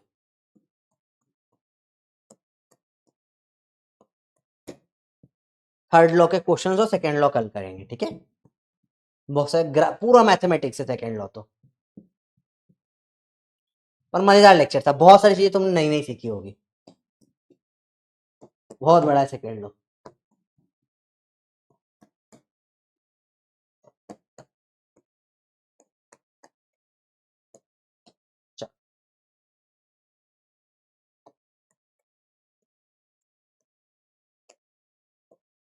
लास्ट क्वेश्चन फ्रेंड है, मोशन ऑफ क्रिकेट बॉल, बस यही नॉर्मल है जो क्लासिकल फिजिक्स से बता सकते हो। प्रोटॉन 90% स्पीड ऑफ लाइट, ये तो रिलेटिविस्टिक में चला गया। हाइड्रोजन एटम क्वांटम में चला गया। न्यूट्रॉन की बातें हो रही है, ठीक है, किसमें चला गया, मतलब एटम के अंदर ये तक होता है एक्चुअली, बताया आपको। न्यूट्रॉन प्रोटॉन, प्रोटॉन न्यूट्रॉन आपस में बदल जाते हैं। हाँ ऐसा होता है, पढ़ोगे आप 12th में। तो ये सब तो क्वांटम में घुस गए, रिलेटिव में घुस गए, सिर्फ एक नॉर्मल क्रिकेट बॉल, सर ये हम समझ सकते हैं नॉर्मल तरीके से, बॉल फेंकी आ गई, ठीक है। इंटरेस्टिंग इंटरेस्टिंग, ठीक है। Very nice. चलिए होमवर्क है आज, क्लास 10th मैथ्स, कौन सा चैप्टर, 3। बाकी जो आपको प्रोफेसर के क्वेश्चंस दिए हैं बहुत सारे, अब ये और आ रहा है उसमें, है ना, और क्वेश्चंस ऐड हो रहे हैं। अभी ऐप पीडब्ल्यू ऐप पर भी आ रहे हैं,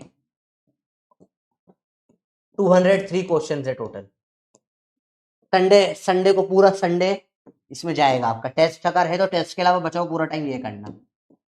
लाइफ में जब भी कोई चैप्टर बोलो फिर से यही क्वेश्चन कर लेना। ये question perfect set of question, इससे बाहर कुछ नहीं करना है आपको जीवन में, इतना अच्छे से प्रिपेयर करें। और नीचे जे एडवांस के क्वेश्चन टफ है बहुत, ठीक है, डरना नहीं। लीडर बोर्ड देखने का मन है आज तुम लोगों का। अच्छा पहले बताओ लेक्चर में मजा आया नहीं है, बताओ, बोलो भाई मजा आया आज की क्लास में। अच्छा था लेक्चर, बहुत अच्छा था, मुझे बहुत मजा आया पढ़ाने में। आज अपने बहुत थियरी पढ़ी, एकदम मजा आता है जब थियरी पढ़ते हैं, तब सेट हो जाती है भाई। अच्छा लगता है यार, थियरी पढ़ रहे, इतनी सारी पढ़ रहे, नई नई चीजें पढ़ रहे हैं, एक नया ये वाला फिजिक्स सर मजा आता है सर। जब आप बताते हो ऐसा होता है, ऐसा होता है, ऐसा होता है, ये यही तो मजा आता है सर, वो पढ़ा दो सर। सर ये फिजिक्स है, ब्लैक होल, ग्रेविटी, ये समझो इतना इंटरेस्टिंग है ना ये फिजिक्स का, ये जो थ्योरी वाले पार्ट है, ये अब सिलेबस में इतना ही है बस, जितना अपन ने आज पढ़ा। इसको अगर वरना मैं आगे लेकर जाऊं तो मैं इससे ब्लैक होल से लेकर क्या क्या समझा सकता हूँ, तुम्हें मजा आ जाएगा। रिलेटिविस्टिक फिजिक्स कैसे रिलेट करता है, क्या करता है, पर वो सब सिलेबस में नहीं है। सिलेबस में आज का ही पार्ट था बस थियरी का, कल से न्यूमेरिकल स्टार्ट हो जाएंगे, ठीक है, वापस से। लीडर बोर्ड देखना है तुमको, चलो बहुत बढ़िया। आद्या, प्रणव, मीना, सुदीप, यश, दिव्यांश, दिवेक्स, सौरादीप, राजनंदिनी और आयरा, चलो बहुत बढ़िया बच्चों, थैंक यू बच्चा party, bye bye, love you, मिलते हैं अगली क्लास में, ठीक है।